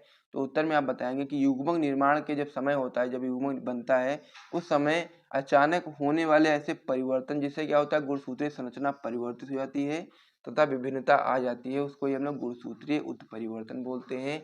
ये भी आपका एक इम्पोर्टेंट प्रश्न है, इसको भी आप तैयार। क्वेश्चन आपका इसमें हो जाता है, क्वेश्चन है आपका कि टाइफाइड बुखार उत्पन्न करने वाले जीव का नाम बताइए। यानी कि क्वेश्चन क्या है आपका, टाइफाइड बुखार जो उत्पन्न करने वाला जो सूक्ष्म जीव है उसका क्या नाम है, हम लोग को ये चीज़ बताना है। इंपॉर्टेंट क्वेश्चन है, आपके एग्जाम में आ सकता है और साथ ही में कई बार आया हुआ भी है। और यहाँ पर जितने भी क्वेश्चन कराए जाते हैं सभी आपके बोर्ड एग्जाम के लिए बहुत ही इंपॉर्टेंट है। तो किसी भी क्वेश्चन को आप लोग बिल्कुल भी स्किप मत करिएगा। यदि आप लोग अपनी क्लास 12 की बायोलॉजी में 70 में बिल्कुल आराम से पक्का करना चाहते हो तो चलिए हम लोग इसका उत्तर देख लेते हैं। तो क्वेश्चन आपका कि टाइफाइड बुखार उत्पन्न करने वाले सूक्ष्म जीव का नाम लिखिए। तो आप लोग उत्तर बताएंगे साल्मोनेला टाइफी जो विषाणु है आपका, यही आपका टाइफाइड बुखार उत्पन्न करने वाला सूक्ष्म जीव है। तो इसको आप लोग याद कर लीजिए। फिर हम लोग अगले क्वेश्चन की ओर बढ़ते हैं। अगला प्रश्न आपका इसमें हो जाता है कि इंटरफेरॉन पर टिप्पणी लिखिए। ये क्वेश्चन भी आपका एक इम्पॉर्टेंट प्रश्न है कि इंटरफेरॉन क्या है, इस पर हम लोग को टिप्पणी बताना है। तो यहाँ पर आप लोग बताएंगे कि जो आपका इंटरफेरॉन होता है ये आपका विषाणु प्रोटीन अणु है। क्या है आपका इंटरफेरॉन? तो इंटरफेरॉन आपका जो होता है वो आपका विषाणु प्रोटीन अणु है, जो कि आपका जब कोशिकाएं होती हैं, जब कोशिकाएं विषाणु से संक्रमित होती हैं तो इस प्रकार के प्रोटीन को मुक्त करती हैं। यानी कि जब कोशिकाएं जो आपकी होती हैं जब विषाणु से संक्रमित होंगी तो फिर वो इस प्रकार के प्रोटीन को मुक्त करती हैं जो विषाणु के संक्रमण को रोकती हैं। ये जो प्रोटीन होते हैं स्वस्थ असंक्रमित कोशिकाओं को विषाणु के संक्रमण से बचाने का कार्य करती है। तो इसीलिए इंटरफेरॉन काफ़ी ज़्यादा इंपॉर्टेंट आपका एक प्रोटीन अणु होता है। तो इसको भी आप लोग याद कर लीजिए, इंपॉर्टेंट क्वेश्चन आपके एग्जाम में आ सकता है। फिर हम लोग अगले क्वेश्चन की ओर बढ़ेंगे। सबसे पहले आप उसको अच्छे तरीके से पढ़ो, याद करो, समझो, उसके बाद में फिर आप लोग अगले क्वेश्चन की ओर बढ़ना, ठीक है। अगर कोई भी क्वेश्चन नहीं समझ में आता तो आप एक बार फिर से पीछे करके बैक करके आप लोग देख सकते हो। और साथ ही में हर एक प्रश्न का आप लोग नोट्स जरूर बनाते हुए चलिएगा, जो कि आपके एग्जाम के टाइम में आपको बहुत ही ज़्यादा हेल्पफुल रहेगा, ठीक है। तो चलिए अगले क्वेश्चन की ओर बढ़ते हैं अब हम लोग। अगला प्रश्न आपका इसमें हो जाता है कि मनुष्य में अमीबता या फिर हम लोग इसको बोल सकते हैं अमातिसार या फिर हम लोग इंग्लिश में बोलते हैं अमीबियासिस रोग किससे उत्पन्न होता है। ये क्वेश्चन हमको मतलब कि इस क्वेश्चन का आंसर हमको बताना है कि जो मनुष्य होता है मनुष्य में अमीबता या फिर अमातिसार या फिर हम लोग जिसको इंग्लिश में बोलते हैं अमीबियासिस रोग जो होता है वो किसके कारण उत्पन्न होता है। तो उत्तर में आप लोग बताएंगे कि जो अमीबता होता है इसको हम लोग अमीबियासिस बोलते हैं। रोग जो आपका होता है आपका एंट अमीबा हिस्टोलिका नामक प्रोटोजोवन परजीवी द्वारा होता है और तथा यह मनुष्य की आंत में पाया जाता है। कहाँ पर पाया जाता है? मनुष्य की आंत में पाया जाता है। और यदि आपसे कोई पूछ ले कि अमीबता किससे होता है तो बताएंगे जो अमीबता होता है इसे हम लोग मतलब कि अमातिसार या फिर अमीबियासिस भी बोलते हैं। ये रोग आपका एंट अमीबा हिस्टोलिका नामक प्रोटोजोवन परजीवी से होता है जो कि मनुष्य की आंत में पाया जाता है। तो ये भी क्वेश्चन आपका इंपॉर्टेंट है, इसको भी आप नोट कर लीजिए। फिर हम लोग अगले क्वेश्चन की ओर बढ़ते हैं। अगला प्रश्न आपका इसमें हो जाता है कि मनुष्य में साधारण जुखाम उत्पन्न करने वाले दो विषाणुओं के नाम हम लोग को यहाँ पर बताना है। तो यहाँ पर आपको याद रखना कि जो मनुष्य है मनुष्य में जो साधारण जुखाम उत्पन्न करने वाले जो दो विषाणुओं के जो नाम है वो इस प्रकार से हैं। पहला विषाणु आपका है राइनो विषाणु और दूसरा आपका है कोरोना विषाणु। तो यहाँ पर दोनों को आपको यहाँ पर याद रख लेना है कि मनुष्य में साधारण जुखाम उत्पन्न करने वाले दो विषाणुओं के नाम निम्नलिखित हैं, जिसमें आप नाम बताएंगे। पहला नाम राइनो विषाणु, दूसरा नाम आपका कोरोना विषाणु। याद कर लीजिए। फिर हम लोग अगले क्वेश्चन की ओर बढ़ते हैं। अगला क्वेश्चन आपका इसमें दिया गया है कि एक ऐसे प्राणघाती वायरस रोग का नाम लिखिए जिसका पूर्ण इलाज संभव नहीं है। तो ये क्वेश्चन काफ़ी इंपॉर्टेंट है और आपके एग्जाम में आ सकता है कि ऐसे एक प्राणघाती वायरस रोग का नाम बताइए जिसका इलाज पूर्णतः संभव नहीं है। तो इसका आंसर आप बताएंगे जो आपका एड्स होता है ये आपका एक प्राणघाती रोग है और इसका रोग कारक आपका HIV वायरस है जो कि आपका रेट्रोवायरस समूह है। और यदि हम लोग एड्स की बात करेंगे तो इसका अभी तक मतलब पूर्ण इलाज संभव नहीं है। किसी व्यक्ति को ये रोग हो जाता है उसका पूर्ण इलाज अभी तक संभव नहीं हो पाता है जिसकी वजह से उसकी मृत्यु हो जाती है। तो इस प्रकार से जो आपका ये क्वेश्चन था का कंप्लीट हो गया है। इसे भी आप अपनी कॉपी में नोट कर लीजिए। और साथ ही में यदि आप लोगों ने अभी तक वीडियो को लाइक नहीं किया है तो आप लोग वीडियो को लाइक और चैनल को सब्सक्राइब कर दीजिए। फिर हम लोग अगले क्वेश्चन की ओर बढ़ते हैं यानी कि नेक्स्ट पेज पर और प्रश्नों को देखते हैं। अगला प्रश्न आपका इसमें हो जाता है कि क्रो मैग्नान मानव पर संक्षिप्त टिप्पणी लिखिए। अब ये क्वेश्चन आपका अति लघु उत्तरीय प्रश्न का है तो इसीलिए इसमें ज़्यादा लिखने की आवश्यकता नहीं है। कितना लिखना है वो आइए मैं आपको यहाँ पर बता देता हूँ। तो क्वेश्चन क्या है आपका कि क्रो मैग्नान मानव पर हम लोग को संक्षिप्त टिप्पणी लिखना है। तो उत्तर में आप लोग बताएंगे कि मानव का उद्भव प्लीस्टोसीन युग में हुआ। तो आप क्या बताएंगे कि जो मानव है, मानव का उद्भव कब हुआ था? तो आप बताएंगे प्लीस्टोसीन युग में हुआ। आधुनिक मानव का जंतु वैज्ञानिक का नाम आपका होमो सेपियंस है, जो कि आपको पहले से पता होगा कि जो हम लोग मानव हैं, जो हमारा कह सकते हैं जंतु वैज्ञानिक नाम है वो कैसा है? होमो सेपियंस है। और वहीं पर यदि हम लोग क्रो मैग्नन मानव की बात करेंगे तो क्रो मैग्नन मानव का जो जंतु वैज्ञानिक नाम है वो आपका होमो सेपियंस फासिलिस है। इस प्रकार से आपका ये भी क्वेश्चन कंप्लीट हो जाता है। इसको भी आप लोग याद कर लीजिएगा। फिर हम लोग अगले क्वेश्चन की ओर बढ़ते हैं। अगला प्रश्न आपका इसमें हो जाता है कि रोमर के मतानुसार आधुनिक मानव की विभिन्न प्रजातियों के नाम हम लोग को यहाँ पर बताने हैं। ये क्वेश्चन काफ़ी इंपॉर्टेंट है और साथ ही में आधुनिक मानव की विभिन्न प्रजातियों के नाम हम लोग को यहाँ पर बताने हैं, जो कि रोमर के मत के अनुसार है। तो आइए देखते हैं। तो आप लोग यहाँ बताएंगे कि रोमर ने मानव प्रजातियों को 4 समूहों में बांटा, जिसके नाम निम्नलिखित हैं। सबसे पहला आपका इसमें नाम हो जाएगा काकेसाइट्स, दूसरा नाम आपका हो जाएगा मंगोलाइट्स, तीसरा नाम आपका हो जाएगा निग्रोसाइट्स और चौथा नाम आपका हो जाएगा ऑस्ट्रेलाइट्स। तो इस प्रकार से रोमर ने आधुनिक मानव की जो विभिन्न प्रजातियां हैं उसको 4 भागों में डिवाइड किया है, जो कि 4 भाग आपके इस प्रकार से हैं जैसे कि मैंने आपको बताया। तो इसको भी आप लोग नोट कर लीजिए। फिर हम लोग अगले क्वेश्चन की ओर बढ़ते हैं। अगला क्वेश्चन आपका इसमें हो जाता है कि मनुष्य में विषाणु जनित 4 रोगों के नाम हमको यहाँ पर बताने हैं, कि मनुष्य में जो विषाणुओं के द्वारा होने वाले 4 रोगों के नाम हम लोगों को बताना। ये इंपॉर्टेंट प्रश्न है। उत्तर में आप लोग बताएंगे पोलियो हो गया, डेंगू ज्वर हो गया, खसरा, रेबीज, चेचक, हिपेटाइटिस, ये सभी आपके मनुष्य में विषाणु जनित रोग हैं। और यहाँ पर 4 नाम बताने थे, लेकिन मैंने यहाँ पर आप लोगों को 6 नाम बता दिए हैं। और इसमें से जो भी आपको अच्छा लगे, याद करने लायक, आपको जो इजी पड़े वो आराम से आप लोग याद कर लीजिए। ये सभी रोग आपके विषाणुओं द्वारा उत्पन्न होने वाले रोग हैं। तो इसको भी आप लोग नोट कर लीजिए, याद कर लीजिए। फिर हम लोग अगले क्वेश्चन की ओर बढ़ते हैं। अगला जो क्वेश्चन हो जाता है आपका वेरी इंपॉर्टेंट क्वेश्चन हो जाता है कि मनुष्य में किन्हीं 2 रोगों के कारक एवं वाहक का नाम लिखिए। अब यहाँ पर क्वेश्चन आपका इस प्रकार से आएगा, जिसमें आपके 3 दिए रहेंगे, इसमें से 2 का आपको कह सकते हैं कारक या फिर वाहक का नाम लिखना है। तो यहाँ पर क्वेश्चन जो आपका है इसका मैं पूरा तीनों का मैं आपको बता देता हूँ कि तीनों रोग के कारक कौन है, वाहक कौन है, पूरा मैं आपको बता देता हूँ। ये क्वेश्चन बहुत ही इंपॉर्टेंट है। क्वेश्चन आपका अति लघु के साथ साथ बहुविकल्पी में भी आ सकता है कि फील-फाँव के कारक का नाम लिखिए या फिर वाहक का नाम लिखिए। इसी प्रकार से मलेरिया हो गया, डेंगू हो गया, इन सभी के कारक एवं वाहक का नाम आपसे पूछ सकता है। तो ये क्वेश्चन बहुत ही इंपॉर्टेंट है। तो सबसे पहले आप लोग इस प्रकार से हेडिंग लगा दोगे, रोग, कारक, वाहक। इधर आप लोग रोग लिखोगे तो रोग आपका पहला रोग है फील-फाँव, जिसको हम लोग फाइलेरिया बोलते हैं। तो फील-फाँव यानी कि फाइलेरिया रोग का जो कारक होता है आपका होता है व्यूचेरिया बैंक्राफ्टी। और जो आपका वाहक की बात करेंगे तो वाहक आपका होता है मादा क्यूलेक्स मच्छर। दूसरा आपका इसमें होता है मलेरिया। मलेरिया का जो कारक होता है आपका प्लाज्मोडियम जाति होती है, और जो वाहक होता है आपका मादा एनाफ्लीज मच्छर होता है। तीसरा आपका हो जाता है डेंगू, जिसका कारक होता है आपका फ्लेवी विषाणु, और वाहक आपका होता है मादा एडीज मच्छर। तो इन तीनों को आप लोग अच्छे तरीके से पढ़ करके तैयार कर लीजिए। बहुत ही इंपॉर्टेंट प्रश्न है। यदि आप अपनी एग्जाम में बहुत ही अच्छा स्कोर करना चाहते हैं तो जितने भी क्वेश्चन कराए जा रहे हैं सभी प्रश्नों को आप लोग अच्छे तरीके से तैयार कर लीजिएगा। और साथ ही तो इसमें हमारा जो अगला प्रश्न हो जाता है, जो कि काफ़ी ज़्यादा इंपॉर्टेंट है, कि दूध से दही बनाने वाले बैक्टीरिया का नाम लिखिए। क्वेश्चन काफ़ी इंपॉर्टेंट है और ये साथ ही में आपकी बोर्ड परीक्षा में कई बार पूछा गया है, और ये 2025 की बोर्ड परीक्षा में क्वेश्चन बन सकता है कि दूध से दही बनाने वाले बैक्टीरिया का आखिर क्या नाम होता है।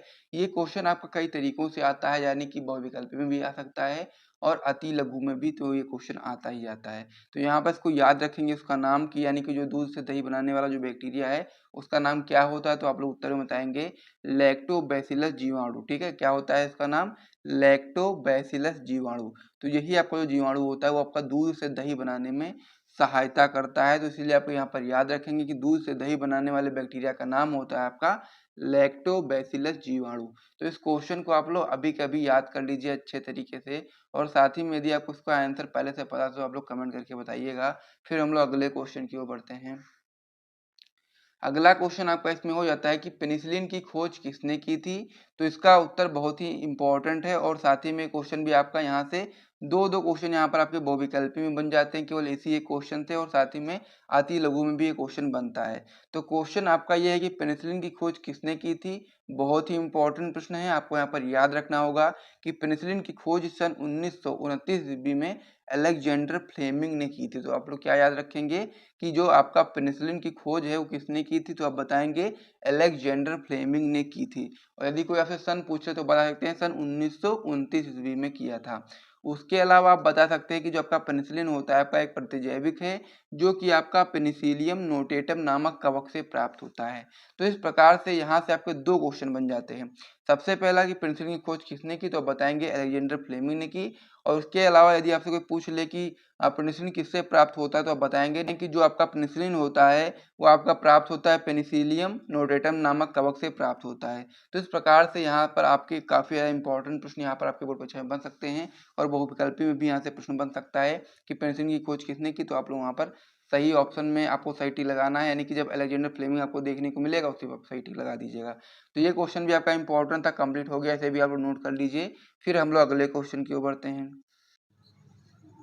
तो इसमें जो आपका अगला क्वेश्चन हो जाता है कि सिरका उत्पादन में किन जीवाणुओं का उपयोग किया जाता है। तो ये क्वेश्चन काफी इंपॉर्टेंट है और आपको पता होना चाहिए। सिरका या फिर आप लोग बोल सकते हो एसिटिक अम्ल के निर्माण के लिए हम लोग किस प्रकार के जीवाणुओं का उपयोग करते हैं। तो उसका उत्तर आप लोग इस प्रकार से बताएंगे कि सिरका या फिर हम उसको बोलते हैं एसिटिक अम्ल। ठीक है, तो क्या होता है, सिरका या एसिटिक अम्ल के निर्माण के लिए शर्करा की घोल का माइकोडर्मा एसिटी या फिर आप लोग बता सकते हो अथवा में कि एसिटोबैक्टर एसिटी नामक जीवाणु द्वारा किण्वन कराया जाता है, जिससे सिरका की हम लोग को प्राप्ति होती है। तो यहाँ पर आप लोग याद रखेंगे कि सिरका उत्पादन में हम लोग माइकोडर्मा एसिटी तथा आप लोग बता सकते हो अथवा में एसिटोबैक्टर एसिटी नामक जीवाणु का द्वारा हम लोग किण्वन कराते हैं, इससे हम लोग को क्या प्राप्त होता है, सिरका प्राप्त होता है। तो इस प्रकार से जो क्वेश्चन था भी आपका इंपॉर्टेंट क्वेश्चन था, इसे भी याद कर लीजिए, नोट कर लीजिए। फिर हम लोग जो अगले क्वेश्चन की ओर बढ़ते हैं, ये क्वेश्चन आपकी बोर्ड परीक्षा के लिए बहुत ही इंपॉर्टेंट है, और ये क्वेश्चन आपका अति लघु में भी आता है, लघु में भी आता है, और दीर्घ में भी आ सकता है कि बायोगैस क्या है। काफी ज्यादा इंपॉर्टेंट आपका ये होता है। तो बायोगैस क्या होता है आइए समझते हैं। ये आपका वेरी वेरी इंपॉर्टेंट मतलब कि क्वेश्चन होता है।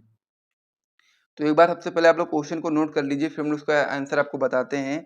तो क्वेश्चन आपका है बायोगैस। ठीक है, तो बायोगैस क्या होता है इसमें आप बताएंगे कि बायोगैस जो आपका होता है विभिन्न गैसों का मिश्रण है। उत्तर में क्या बताओगे आप लोग कि जो बायोगैस होता है आपका विभिन्न गैसों का मिश्रण होता है, जो कि आपका अवायवीय सूक्ष्म जीवों मेथनोजन के द्वारा घरेलू तथा कृषि अपशिष्ट पदार्थों का उपयोग करके उत्पन्न किया जाता है।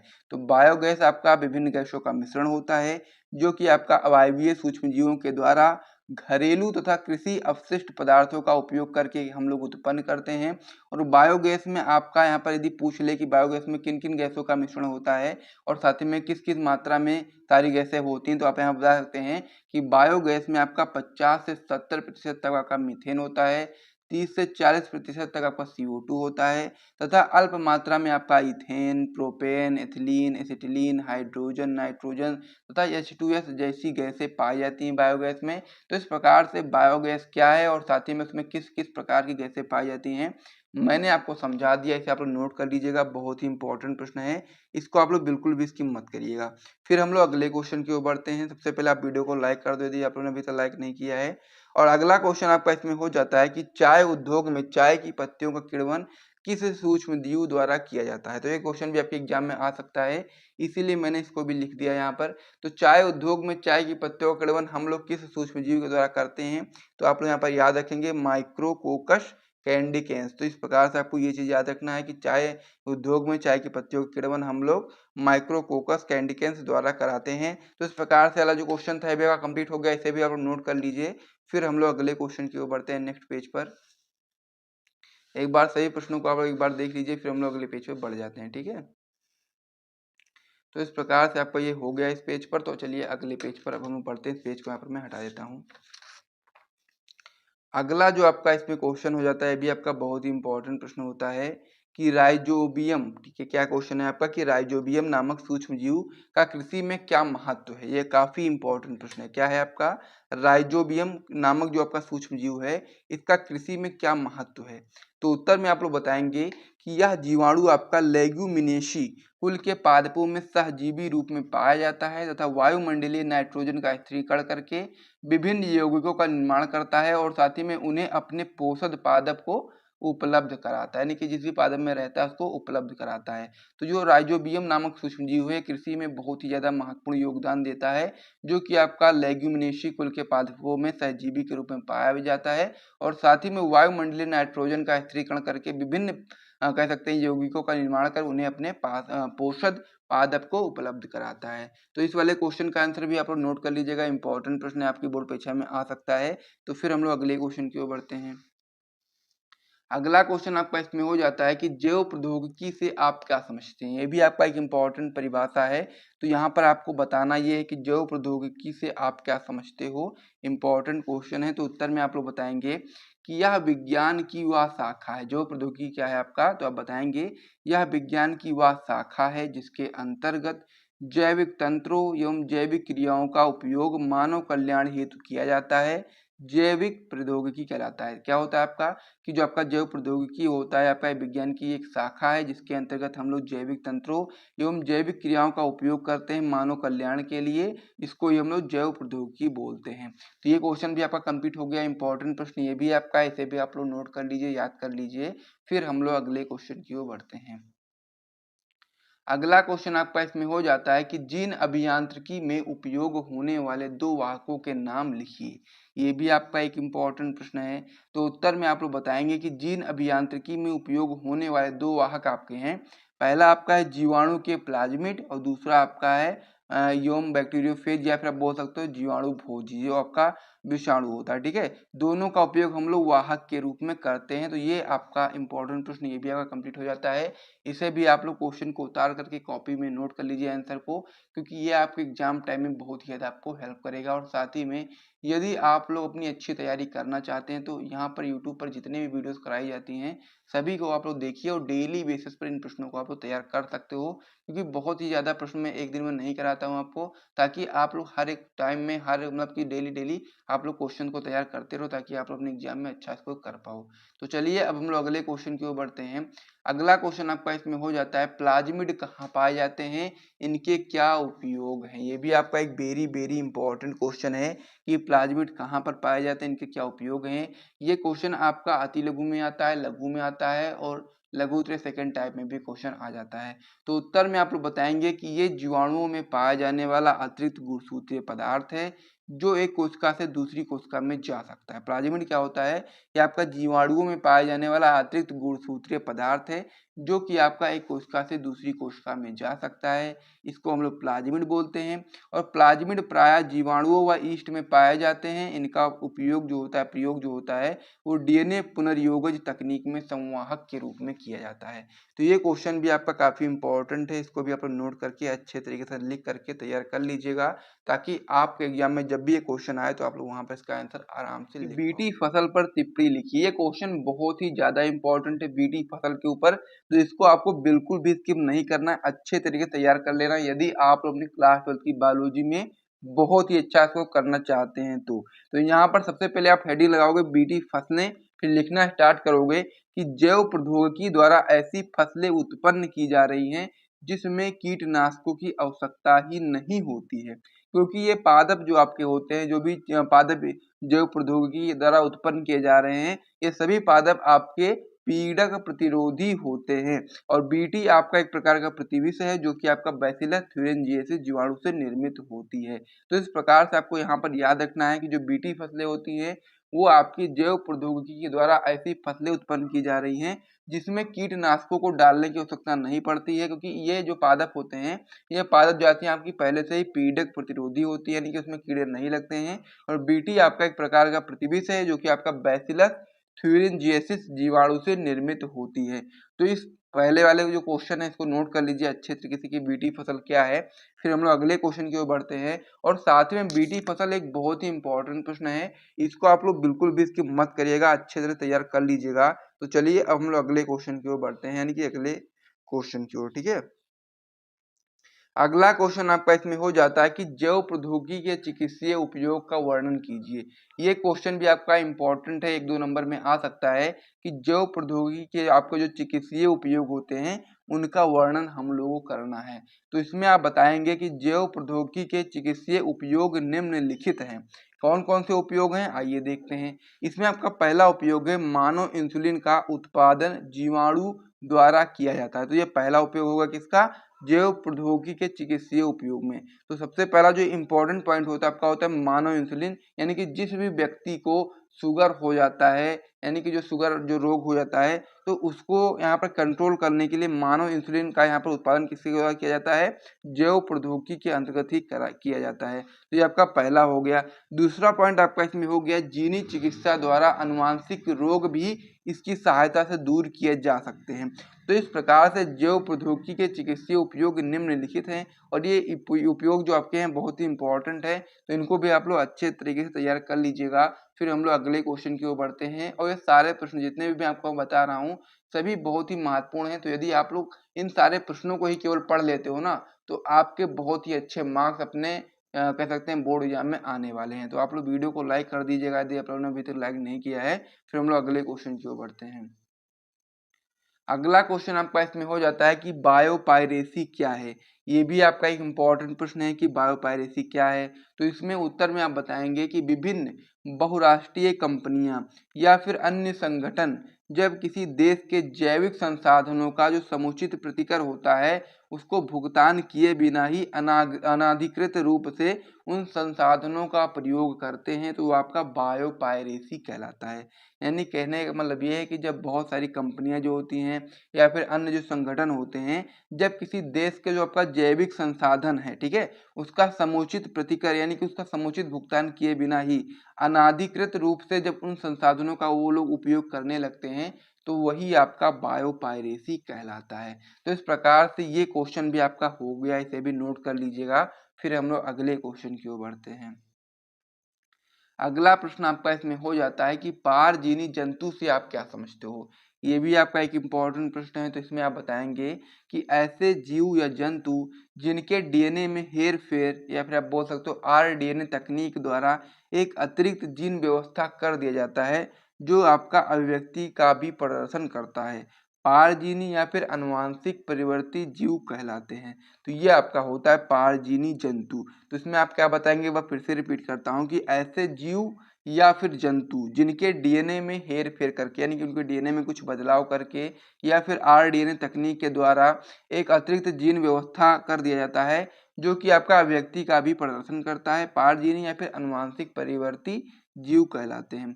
अब पारजीवी जंतुओं के रूप में सर्वाधिक संख्या में पाए जाने वाले जो जीव हैं आपके चूहे हैं। तो इसको भी आप लोग याद कर लीजिएगा कि पारजीवी जंतु क्या है और पारजीवी जंतु के रूप में सर्वाधिक पाया जाने वाला कौन सा जीव है। तो इसे आप लोग याद कर लीजिए, नोट कर लीजिए। फिर हम लोग अगले क्वेश्चन की ओर बढ़ते हैं नेक्स्ट पेज पर और प्रश्नों को देखते हैं। और साथ ही में आप लोग वीडियो को लाइक, चैनल को सब्सक्राइब और वीडियो को शेयर करना बिल्कुल भी मत भूला करो क्योंकि आप लोगों की सपोर्ट की हमें बहुत ज़्यादा नीड है।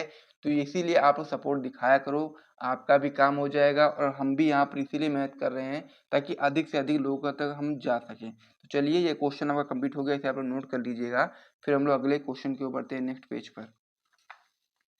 अगला जो आपका यहाँ पर क्वेश्चन हो जाता है आपका हो जाता है कि जैल वैद्युतकरण संचालन क्या है। तो क्या होता है जैल वैद्युतकरण संचलन। तो इसमें आप बताएंगे उत्तर में कि जैल विद्युतकरण संचलन एक पृथक्करण विधि, कौन सी विधि है, ये आपकी एक पृथक्करण विधि है जिसमें हम लोग जैव अणुओं, डीएनए, आरएनए, प्रोटीन आदि एवं उनके अनेक खंडों को विद्युत क्षेत्र में उनके आमाप एवं आवेशिता के आधार पर अलग अलग करते हैं, उसको ये हम लोग जैल वैद्युतकरण संचलन बोलते हैं। एक बार फिर से रिपीट करता हूँ, आप अपनी कॉपी में नोट करिएगा कि जैल विद्युतकरण संचलन एक पृथक्करण विधि है जिसमें हम लोग जैव अणुओं जैसे कि डीएनए हो गया, आरएनए हो गया, प्रोटीन हो गया आदि एवं उनके अनेक खंडों को हम लोग विद्युत क्षेत्र में उनके आमाप एवं आवेशिता के आधार पर अलग अलग करते हैं। इसको हम लोग जैल वैद्युतकण संचलन बोलते हैं। इसको भी नोट कर लीजिएगा। फिर हम लोग अगले क्वेश्चन की ओर बढ़ते हैं। अगला प्रश्न आपका इसमें दिया गया है कि डीएनए खंडों की पुंजकीकरण विधि को हम लोग क्या बोलते हैं। तो उत्तर में आप लोग बताएंगे कि डीएनए खंडों की पुंजकीकरण विधि को हम लोग शॉटगन विधि कहते हैं। तो इसको भी आप लोग नोट कर लीजिए, इंपॉर्टेंट प्रश्न है। फिर हम लोग अगले क्वेश्चन की ओर बढ़ते हैं। अगला प्रश्न आपका इसमें हो जाता है कि पुनर्योगज डीएनए का निर्माण सर्वप्रथम किसने किया था। तो ये भी आपका इंपॉर्टेंट प्रश्न है कि जो पुनर्योगज डीएनए है इसका निर्माण सर्वप्रथम किस वैज्ञानिक ने किया था। तो उत्तर में आप लोग बताएंगे कि स्टैनले कोहेन व हर्बर्ट बोयर ने सर्वप्रथम पुनर्योगज डीएनए का निर्माण किया था। इंपॉर्टेंट प्रश्न है, ये भी आपके एग्जाम में जरूर आ सकता है। इसको भी आप लोग तैयार करिएगा। फिर हम लोग अगले क्वेश्चन की ओर बढ़ते हैं। और अगला जो क्वेश्चन है काफी इंपॉर्टेंट है और कई बार एग्जाम में आपके आया हुआ भी है। तो ये क्वेश्चन आपका इस प्रकार से है कि उस एंजाइम का नाम लिखिए जो आपका डीएनए अणु को खंडों में तोड़ देता है।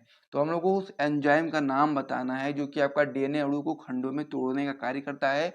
तो उत्तर में आप लोग बताएंगे प्रतिबंधन एंडोन्यूक्लिएज एवं आप लोग हेक्सोन्यूक्लिएज इस प्रकार से बता सकते हो। तो यहाँ पर दोनों नाम आपको याद रख लेने हैं और जब भी क्वेश्चन आपके एग्जाम में आएगा आपको इतना लिखना है, आपको मार्क्स मिल जाएंगे। तो चलिए अब हम लोग अगले क्वेश्चन की ओर बढ़ते हैं। अगला प्रश्न आपका इसमें हो जाता है कि किसी एक क्लोनिंग संवाहक का नाम लिखिए जिसमें बिना गुणसूत्रीय नियंत्रण के स्वतंत्र रूप से जीवाणु कोशिकाओं के अंदर प्रतिकृति करने की क्षमता होती है। तो उत्तर में आप लोग बताएंगे PBR 322 जो होता है में बिना गुणसूत्रीय नियंत्रण के ही स्वतंत्र रूप से जीवाणु कोशिकाओं के अंदर प्रतिकृति करने की क्षमता होती है। तो ये आपका एक इम्पॉर्टेंट प्रश्न है, इसको भी आप लोग तैयार करिएगा। फिर हम लोग अगले पेज पे बढ़ते हैं और भी इम्पोर्टेंट प्रश्नों को देखते हैं। और साथ ही में आपको एक बार फिर से मैं रिपीट कर देता हूँ कि यदि आप वीडियोस को देख रहे हो और अभी तक आपने वीडियो को लाइक नहीं किया है तो आपसे हाथ जोड़ करके गुजारिश है कि आप वीडियो को जरूर लाइक कर दिया करें और साथ में चैनल को भी सब्सक्राइब कर दिया करें। तो चलिए इसमें आप हमारा अगला क्वेश्चन हो जाता है कि पारिस्थितिक तंत्र के जैविक घटकों पर टिप्पणी लिखिए। ये भी आपका एक इम्पॉर्टेंट प्रश्न है कि पारिस्थितिक तंत्र के जो जैविक घटक हैं वो कौन कौन से उनके बारे में बताइए। तो आप इसमें उत्तर में बताएंगे कि पारिस्थितिक तंत्र में पाए जाने वाले सभी सजीव जैसे कि पादप हो गया, जंतु हो गए, मानव हो गए, सूक्ष्म जीव हो गए, जीवाणु हो गए, विषाणु हो गए आदि इसके जैविक घटक होते हैं और ये आपके पारितंत्र में भिन्न भिन्न भूमिकाएं निभाते हुए पारिस्थितिक तंत्र को संतुलित बनाए रखते हैं। तो ये भी आपका एक इम्पॉर्टेंट प्रश्न है, इसको भी आप तैयार करिएगा अच्छे तरीके से। फिर हम लोग अगले क्वेश्चन की ओर बढ़ जाते हैं। अगला क्वेश्चन आपका इसमें हो जाता है कि इकोटोन पर टिप्पणी लिखिए। ये भी आपका इम्पोर्टेंट है, यानी कि जितने भी क्वेश्चन मैंने इसमें बताए हैं वो सभी एक आपके इम्पोर्टेंट प्रश्नों को ही यहाँ पर लिखा गया है। तो इकोटोन क्या है इसके बारे में आप बताएंगे कि दो पारितंत्रों के मिलने पर बना संक्रमण क्षेत्र जिसमें दोनों पारितंत्रों के जीव मिलते हैं वही आपका इकोटोन कहलाता है। उदाहरण आप बता सकते हैं दलदल और ज्वार नदमुख आपका जो होता है ये आपका इकोटोन के उदाहरण है। इसमें होता यह है कि जब दो पारितंत्र यानी कि दो अलग अलग पारितंत्र के मिलने पर जब एक संक्रमण क्षेत्र बन जाता है, यानी कि जब दोनों लोग आपस में मिलेंगे तो वहां पर एक संक्रमण हो जाएगा। तो यही चीज आप यहाँ बताएंगे कि दो पारितंत्रों के मिलने पर बना संक्रमण क्षेत्र जिसमें दोनों पारितंत्र के जीव पाए जाते हैं उसको हम लोग इकोटोन बोलते हैं। उदाहरण में आप बता सकते हैं दलदल और ज्वार नदमुख, इस प्रकार से एग्जाम्पल हो गया। अब अगले क्वेश्चन की ओर बढ़ते हैं। अगला जो क्वेश्चन है आपका काफी इंपॉर्टेंट इसलिए भी हो सकता है क्योंकि ये क्वेश्चन आपकी पूर्व परीक्षा में अति लघु में आता है और लघु में भी आता है। तो ये क्वेश्चन आपका है कि कीस्टोन प्रजातियां किसे कहते हैं। काफी इंपॉर्टेंट प्रश्न है, इसमें आप बताएंगे कि वे प्रजातियां जो किसी समुदाय में प्रचुरता या जैव भार की अल्पता के उपरांत भी समुदाय के अभिलक्षणों को प्रभावित करती हैं की स्टोन प्रजातियां कहलाती हैं। अब ये प्रजातियां अपनी परस्पर क्रियाओं से समुदाय की रचना एवं साथ ही में बता सकते हो जैविक घटकों को परिवर्तित करती हैं। तो जो आपकी कीस्टोन प्रजातियां होती हैं आपकी इस प्रकार से होती हैं कि वह प्रजातियां जो किसी समुदाय में प्रचुरता या फिर जैव भार की अल्पता के उपरांत भी समुदाय के अभिलक्षणों को प्रभावित करेंगी वही आपकी कीस्टोन प्रजातियां कहलाती हैं। अब ये प्रजातियां अपनी परस्पर क्रियाओं से समुदाय की रचना और साथ ही में जैविक घटकों को भी परिवर्तित करती हैं। एग्जाम्पल में आप बता सकते हैं कि ऑस्ट्रेलिया में कंगारू चूहों के केवल निष्कासन मात्र से ही आपके जो रेगिस्तान है वो आपके हरे भरे चारागाहों में बदल सकते हैं। यानी कि जो ऑस्ट्रेलिया है उसमें कंगारू चूहों को यदि निकाल दिया जाए पूरी तरीके से रेगिस्तान से, तो वो आपके रेगिस्तान जो है वो आपका हरे भरे चारागाहों में बदल सकता है। ये आपका एक इंपॉर्टेंट पॉइंट है, ठीक है। तो ये कीस्टोन प्रजाति क्या होती है मैंने आपको बता दी, इसको नोट करिएगा, याद करिएगा। फिर हम लोग अगले क्वेश्चन की ओर बढ़ते हैं। अगला प्रश्न आपका इसमें हो जाता है कि सहजीवी से आप क्या समझते हैं। इसमें आप बताएंगे कि यह दो भिन्न जातियों के मध्य एक प्रकार का धनात्मक अंतर संबंध है और जिसमें दोनों जीवों या किसी एक को ही लाभ होता है परंतु दोनों में से हानि किसी को नहीं होती है। इसको हम लोग बोलते हैं सहजीवी। सहजीवी में होता यह है कि दो भिन्न जातियों के मध्य एक प्रकार का धनात्मक आपका अंतर संबंध है और इन मतलब कि सहजीवी से होता यह है कि दोनों इसमें जिसमें क्या होता है कि दोनों जीव जो होते हैं या फिर किसी एक जीव को, यानी कि दोनों में से या तो दोनों जीव को लाभ होगा या तो फिर किसी एक जीव को लाभ होगा, लेकिन हानि किसी को नहीं होती है। तो इसको हम लोग बोलते हैं सहजीवी। और उदाहरण बताएंगे आप लोग लाइकेन। ये आपका इंपॉर्टेंट प्रश्न है, इसको भी याद करिएगा। फिर हम लोग अगले क्वेश्चन की ओर बढ़ते हैं। अगला आपका प्रश्न आपका इसमें हो जाता है कि निकेत को परिभाषित कीजिए। इसमें आप बताएंगे कि प्रत्येक जीव जाति विशिष्ट कार्य एवं आवास ग्रहण करती है। कार्य क्रियाशीलता एवं आवास के सम्मिश्रण को हम लोग पारिस्थितिक निकेत बोलते हैं। क्या होता है कि प्रत्येक जीव जाति जो होती है वो विशिष्ट कार्य एवं आवास को ग्रहण करती है।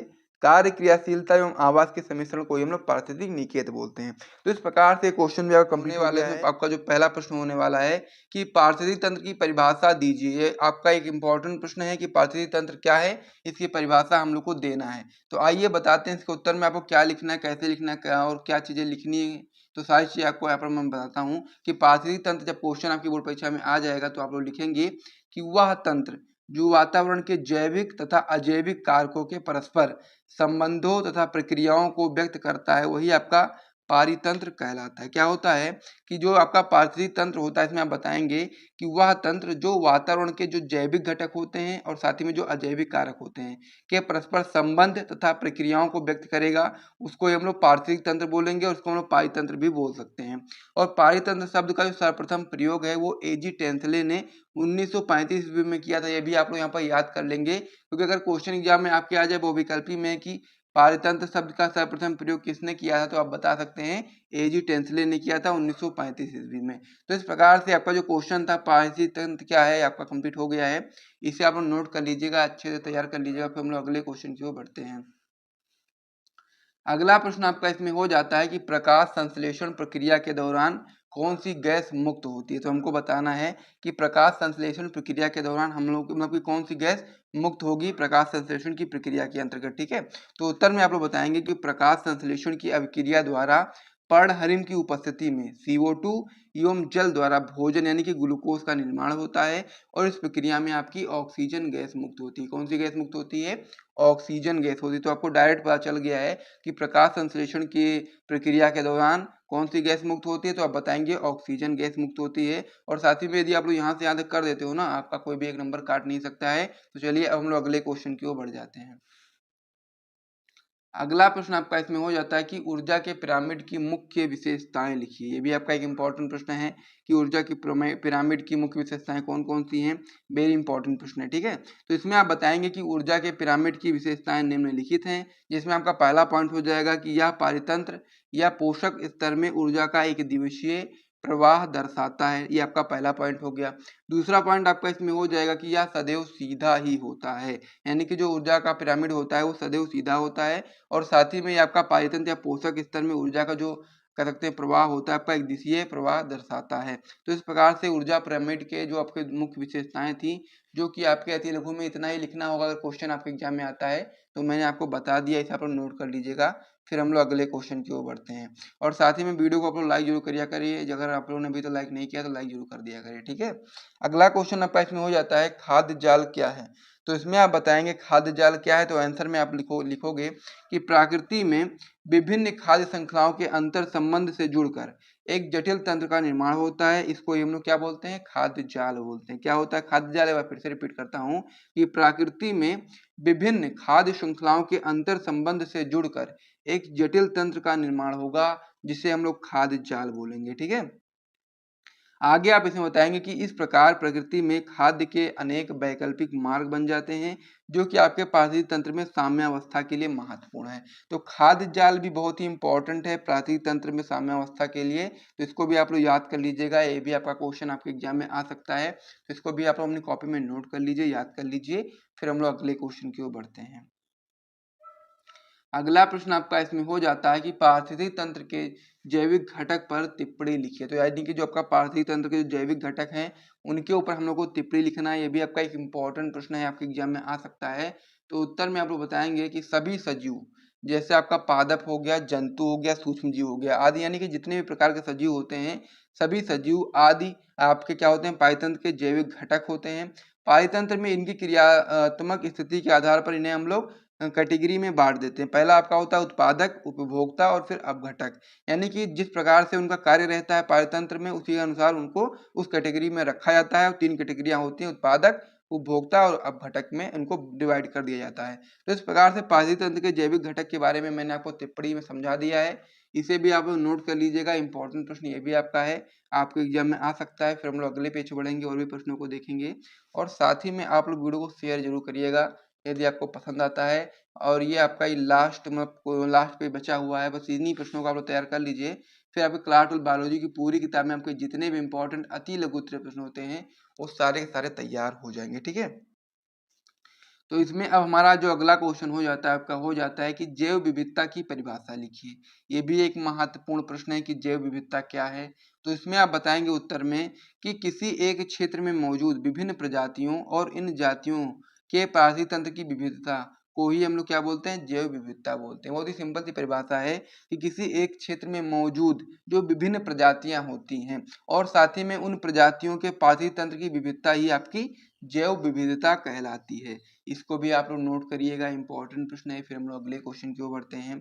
अगला प्रश्न आपका इसमें दिया गया है जो कि काफी इंपॉर्टेंट है कि जैव विविधता जिसको हम लोग तप्त स्थल को परिभाषित हम लोग यहाँ पर करना है।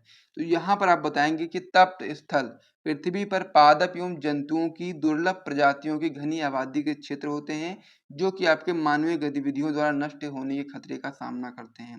इसको हम लोग जैव संवेदी क्षेत्र बोलते हैं और ये काफी इंपॉर्टेंट होता है उन सभी लोगों के लिए, पादप के लिए, जंतुओं के लिए। तो यहाँ पर आपको याद रखना है कि तप्त स्थल जो आपका होता है पृथ्वी पर पादप एवं जंतुओं की जो दुर्लभ प्रजातियां होती हैं उन्हीं के घनी आबादी के क्षेत्र होते हैं जो कि मानव गतिविधियों के द्वारा नष्ट होने के खतरे का सामना करते हैं। इसको हम लोग क्या बोलते हैं, जैव संवेदी क्षेत्र बोलते हैं। और भारत में पूर्वी हिमालय तथा पश्चिमी घाट प्रमुख आपके तप्त स्थल क्षेत्र हैं और संसार में आपके यहाँ पर 36 हॉट स्पॉट हैं, यानी कि आपके तप्त स्थल हैं। तो इस प्रकार से आप उसको याद कर लीजिएगा। ये भी आपका एक इंपॉर्टेंट प्रश्न है, आपके एग्जाम में जरूर आएगा, इसे आप लोग नोट कर लीजिएगा। फिर हम लोग अगले क्वेश्चन की ओर बढ़ते हैं। अगला जो क्वेश्चन है काफी ज्यादा इंपॉर्टेंट है और कई बार आपको एग्जाम में आया हुआ है, बहुविकल्पी में आता है, अति लघु में भी आ सकता है। तो क्वेश्चन आपका है कि विश्व पर्यावरण दिवस कब मनाया जाता है और उसका उद्देश्य क्या है। तो ये आपको यहाँ पर याद रखना पड़ेगा। यदि आपको याद नहीं है कि विश्व पर्यावरण दिवस कब मनाया जाता है तो आप लोग याद रखेंगे कि विश्व पर्यावरण दिवस 5 जून को मनाया जाता है। और इसका जो उद्देश्य की जब बात करेंगे तो इसका उद्देश्य यही होता है कि पर्यावरण को संरक्षित रखना, यानी कि पर्यावरण को सुरक्षित बना करके रखना ही विश्व पर्यावरण दिवस का कह सकते हैं एक उद्देश्य है। और विश्व पर्यावरण दिवस आपका 5 जून को मनाया जाता है, इसको आप लोग याद कर लीजिए।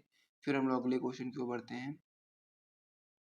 अगला क्वेश्चन आपका इसमें हो जाता है पादप, जिसको पादप बोल सकते हो। पादप वन संरक्षण के उद्देश्य हम लोग को यहाँ बताने हैं, यानी कि जो आपके पेड़ पौधे हैं उनके संरक्षण के उद्देश्य हम लोग यहाँ बताने हैं। काफी इंपॉर्टेंट है आपका ये।